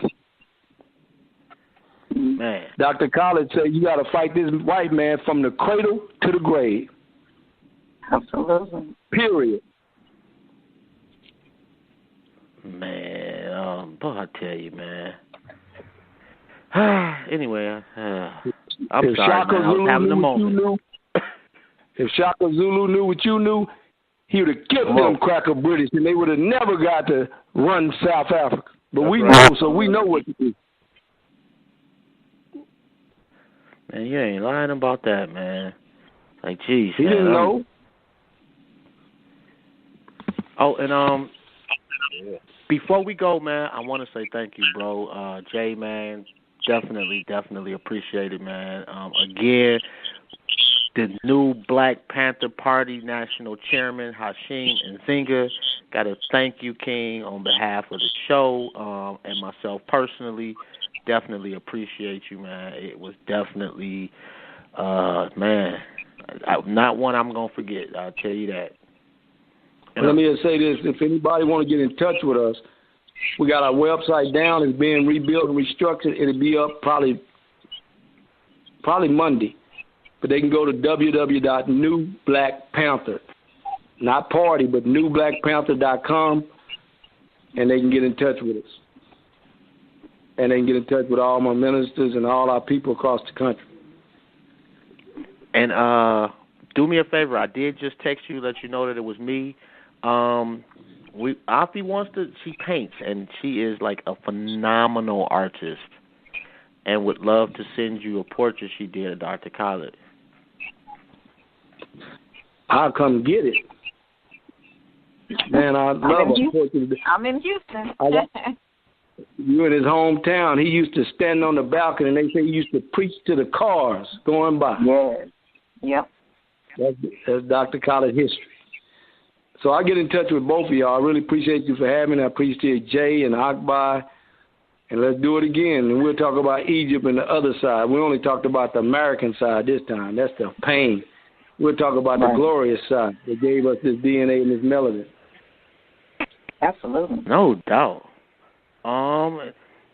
And don't forget, man, Liberation-Minded Media is the family. We are definitely trying to take over our own narrative. That's My Skin is My Sin, Do the Knowledge Radio, Jay Dizzle and Black Eye Stan Radio, The Rundown with Renee Black, and Get This Wisdom Magazine. And peace to the family. Definitely appreciate everybody for tuning in. And I'm trying to I gotta find a brick joint now.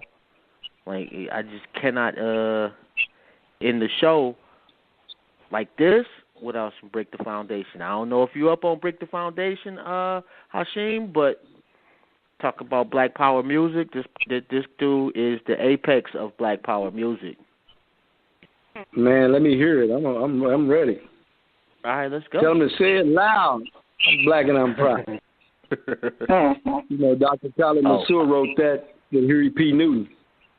I totally forgot Blog Talk is spazzing, so it might not start playing for another 30 minutes. I don't know. The numbers is counting down. We just can't hear anything. And it's pretty sad, too, because it's Exodus, you know, and we're going to miss probably. Send it to me on Facebook. You know, that's my joint. Send it to me on Facebook.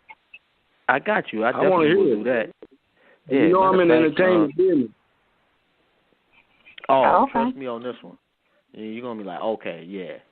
This guy is and I'm. Yeah, she can't say nothing. I know some Jay Prince and some Scarface and all of them out there in Houston. Yeah. This is the type of message they kill people over. So I might not make it with you, but I will spark the Exodus. Queen Mother Harriet said she freed 1,000 slaves. She could have freed 1,000 more if only they knew they were slaves. You see, the hardest job of a revolutionary is getting our people to understand the necessity of movement. We're standing still at our jobs, still in our homes, still in our community, still in our churches and mosques, still in our thinking. Hell, we're sitting still to get murdered. We won't even move to protect ourselves. We're standing still with our hands up, begging not to get shot. But where are our survival instincts? I've never saw a gazelle sit still when they see a cheetah, or a hyena when they see a lion.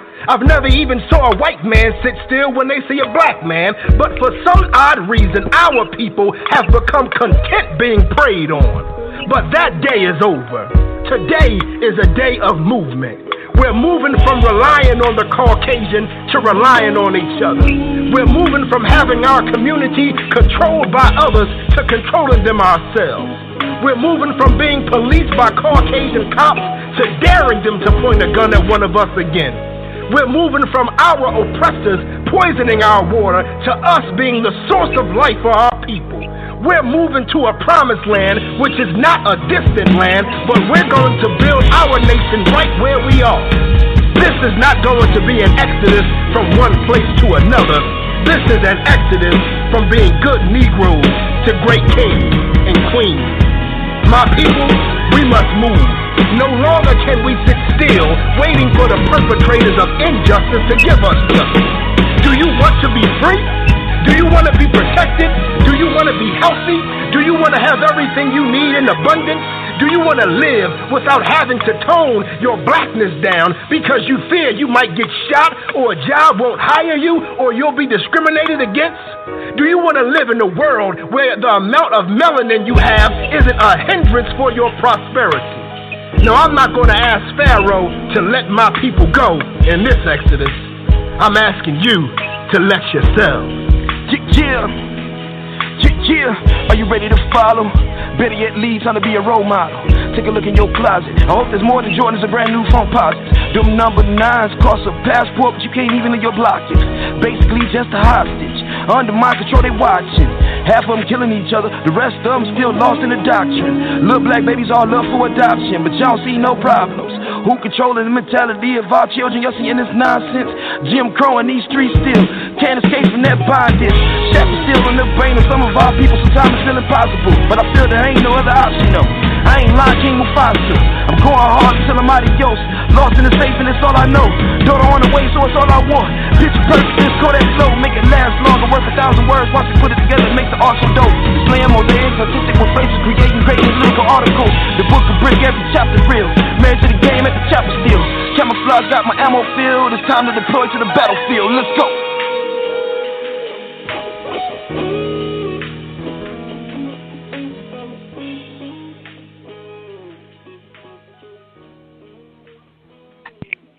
Sorry that cut y'all off. It is what it is. You cut me off. You cut me on. That was jamming. Yeah, man, you ain't heard nothing yet, bro. I just tagged you in another one too, and I tagged you. I tagged Brick too. Yeah, check out. Matter of fact, what is it? www.itsmebrick.com. Yes, sir. You want to tag me that? Oh yeah, I'm putting we about to do a compilation, and we're going out and get all those type people, and we got the power to do it because we really are in the business with some the people who know my background, but we're gonna have to bring that back, man. We're gonna have to give all these conscious rappers, and I know I've been talking about it for some years. We gotta give them their light. It's time for them to shine. I agree with you 1,000%, man. And we definitely, man, it's this. If I got anything to do with it, it ain't gonna be the last time we have a conversation, bro. Yeah, we had Professor Griff on my show this week, and Public Enemy was that group, and they would bring up Khaled and Ice Cube would bring them up. All these my guys. Dr. Khaled was even on Tupac's last album, Machiavelli. We sit in the studio and did White Man World. If you go to Tupac's last album, we own it. Dr. Khaled is on it. I did not know that. That's a jam, too. That's amazing. Yeah, go to it right. Go to it whenever you want. Dr. Khaled is on White Man World. We've been in this business a long time, man, and we don't talk about everything on the air. Some memoirs going on. I mean, I know the shows are going to be, a record, of, your most memorable experiences, throughout your journey. But man, just 2 hours on the phone, all the things that I've learned and have been thinking, and the things that I want to change and put more into. Like I could just imagine, just an extended period of time being able to sit down in front of you and learn so much. That's why I tell people, don't give up on these rappers and start calling them names. Go to them and ask them to do something and get with them. We just got Boosie, who helped manage to buy part of a gold mine in Zimbabwe. What? Ice Cube was gangbanging before he got with Khaled. Then you start seeing the Nation of Islam paper in his videos. Mm-hmm. Scarface bringing Khaled in, talking about dropping the bombs like Khaled Muhammad. Khaled made me go to Pimp C and UGK and Bun B out there in Houston. Don't talk about them. Go get with them. And start doing, if somebody look up Boosie's song with Keisha Cole and J. Cole, Black Heaven. And some of the songs we ease in. You can't do it all, but you can ease them in, Right. Yeah. Man, and we ain't even talked about Erykah Badu. Shout out to Erykah Badu. Man, that's my girl. Erykah Badu I met in 1996, and we've been rolling ever since. Man, stop it, bro. Just stop. Right now, you're killing me. She sent me $5,000 and told me to get off there, go lay down, get healed, get spiritually clean, or I'm going to come whoop you. I said, well, you better send $5,000 and a bunch of belts. I'm going to pay my bills and go right back to work. Man, I don't know what I got to do to get her on the show. Oh, man. Just call her. I go vegan. I go vegan. I'm calling it right now. Okay, I'm lying. I heard she's very. I go have vegan. I heard she's very accessible. She ain't gonna get on your show if you gonna go vegan just to get on the show. She'll get on your show, and after the show, she'll make you go vegan by that knowledge. I would not doubt that. Yeah, we definitely. Oh man, that would be definitely dope. I can't get no doper than the night, though, man. And this is a prime example of, because we literally were getting ready to cancel the show, and it just turned into just a beautiful dialogue. Right. You can't do it, brother. You can't do it. You can't do it. Don't cancel. We can talk all night. I can talk to you about Steve Harvey. I can talk to you about Master P paying for Million Youth Marches. There's so much our people do that our people need to know, If we got time, wait. What about Steve Harvey? I wanted to know. Dr. Khaled, early days was funded by Steve Harvey. And Steve Harvey, we've been on the Steve Harvey set so many times out there in California, and Doc put a brother with him in the Nation who was his main man up until about a year ago. But the brother outgrew him, really. Steve, he's slipping in a lot of areas. He got a very strong history. He wasn't ready for what that turned into. He wasn't ready for what that turned into. He got a very strong history, and he runs camps for black kids. I kind of hate getting beat up so bad because so much work I know he does, and I know he does it without no strings attached to it, you know? Yeah.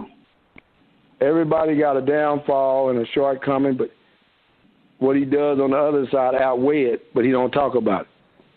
It's difficult when you riding the fence though, because you don't want to offend who writing your checks. You know what I'm saying? Well, every once in a while we got to slip. Let me just say this: every once in a while we got to slip and look at the spook who sat by the door. Yep. Yeah. I agree. It'll bring a clearer understanding of what I'm trying to say. Yeah, that is true. Yeah. What was your question, Alfie? Before we I don't want to keep him on the phone all night. But what was your question, Queen? I just wanted to quickly ask how he felt about the cryptocurrency craze going on and for the black community. The Bitcoin. I'll be with Michael V. Roberts tomorrow and Saturday. Michael V. Roberts is a legitimate billionaire out of St. Louis who's been supporting us for years. And will tell you, don't let the light skin fool you. And he's starting a black Bitcoin. He told us about this on Black Power Radio on a radio show we do 2 or 3 years ago. And we wasn't listening. And he was on my show about, and I'll make sure you come to your show, and he was on my show about a month ago talking about it. It's real. It's real. And he has started his own Bitcoin. Him and several other, we have got if we just had a show talking about the CEO of Kaiser is black. The CEO of the biggest cruise line in America is black. If we had started talking about black successful CEOs, people would be shocked how many black people run this country, man. And I'm mentioning them to say to you, that would fit in with our Black Business Buzz. We do a monthly show called the Black Business Buzz. Carnival Cruise Line, do y'all know the CEO of Carnival Cruise Line is black? I had no idea. And I'm at the Galveston port, and I had no idea.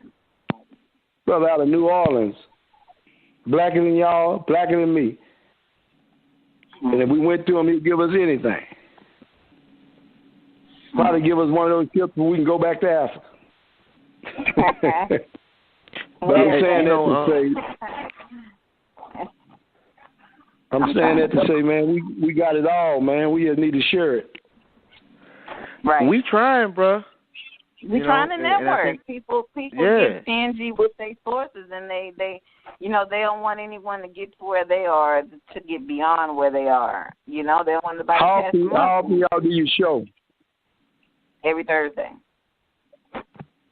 Well, I try to get Mr. Roberts, while I got him here this weekend, to come on next Thursday and tell you, because he's certified to answer that question. One thing I do, I talk a lot and I bag it with action, but I do stay in my lane. If I can't teach about something and make our people understand it, I bring on a professional to do it. That's all. We don't know it all.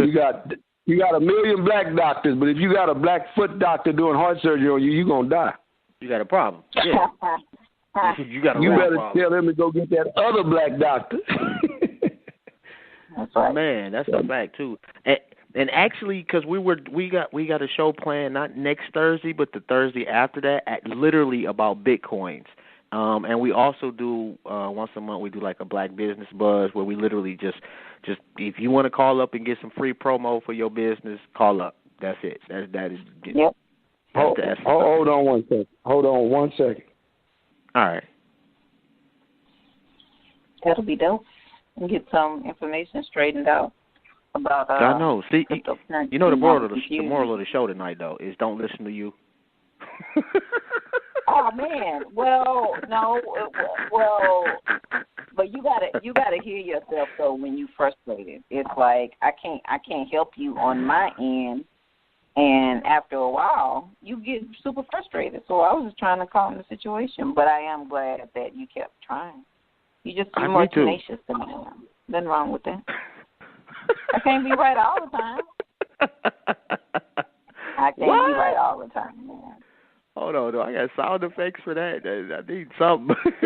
Everyone out of 100 times, I'm gonna be wrong. So. Hey, leave Mr. Roberts your information. We're on his voicemail right now. Oh, okay. He just hit me saying he can't talk right now, but he'll check his message. This is Jobs from my Mr. Roberts, brother Hashim on the radio. We wanted to bring you on about the Bitcoin. The brother's gonna give you some information so he can bring you on, and his listening audience is listening. So now you got to come on. No doubt. Yeah, you got to come on. This is Jobs from My Skin Is My Go Sin ahead, Radio. Give him a way how to get in touch with you, brother. Actually, you got my number, man, so I was hoping, because I don't want to put my phone number out on the air. Hashim got my telephone number, man, so you can reach out to him and get it. I just texted him so he'll know who I am. You can also email me at, well, I'm going to give you $1 billion. You're not about to email nobody. But in the off chance you want to, it is Jobs. He will email you. He will email you. The way he got his $1 billion is working with black folk. Let's roll then. It's J-O, B as in baby, S as in Sam, T as in Tom, O-W, N as in Nancy. The number's 12345 at yahoo.com. See, that's the problem. We think people ain't accessible, but they are, man. Let me get them off the line. We don't want to top his whole voice, man. Hold on. And you know what's funny about that, Afi? I was talking to somebody earlier today, and I was talking about doing the Blackathon again. And I was like, well, I want to try to get Mason, who is like a radio legend out of Detroit, on there, and I also wanted to get Charlamagne the God. You can't get Charlamagne the God. Like why not? Man, you are nobody. So I'm me. I'm an ass. I'm not going to allow that to. Right. Like, what are you going to do? Shoot me in the face for asking? Right. I don't hurt. And I just don't understand. Like, why would you so eagerly be like you can't do something to somebody? As opposed to, I know somebody that might know somebody. Maybe I can make what can you do to help? I'm going to be hypocritical, though. It's one person that I thought, when I first came on, and I'm like, I don't see it. I still kind of feel the same way about that person. But, in terms of anybody else, I think it's all a matter of who you know and how tenacious you are to get to them. So. Yeah, it's going to happen. Yeah. Plug. I'm commonly surprised at, the opportunities and the doors that get opened with this show. So it definitely happens. Oh, it will. I know he's still on the line. I think he didn't click over and forgot to click back over. Did we lose the good brother? No, he's still on. He's still in the queue. Okay. And I don't want to just hang up on the brother. Yeah. I can randomly talk about nothing, but I learned a lot of stuff. Man, you dropping gem after gem after gem, though. Yeah. Man, it's like a. I won't even say a class. It was like you're in your. Do they have classes for dissertations for doctoral dissertations? Yeah, you have a dissertation class. Oh, okay. What do they teach you in that? This pretty much you just go over your dissertation and work on your. Is it like 101 or is it like the whole class? You'll have you got a chair, you got a chairman, you got a board, which is maybe like 2 other faculty members, and it's pretty much a year or 2 years of you just bumping your way through your dissertation because you get almost no help depending on how good of a mentor you got for your chairperson. But it's just like 2 years of you figuring it out for yourself. So I'll be coming back on. I wanted to, get my appreciation in show the proper way. Yeah, me too. So we'll give it a second more. I'm trying to work on my patience. Yeah, I got the original pastel of Khalid Muhammad that I just couldn't see myself parting with. So I've had it like for 2 years now, but I think this is like the perfect home for it to. I think I've gotten all that I can get out of it, all the inspiration I could get out of it, and I think it's time for it to have a proper home. I agree with you. And all right, well, I want to thank the brother for coming on the show. Thank everybody that tuned in. We had a nice. The queue was a little packed today, so. And it sucks that I couldn't do the live, but what I'm going to do is once I clean it up, I'm just going to post it live. And I think that may be what I'll do. I hate that we can't interact with people, especially during such a dope show. But I think what's happening is going live using that OBS. I'm going to try another program, too.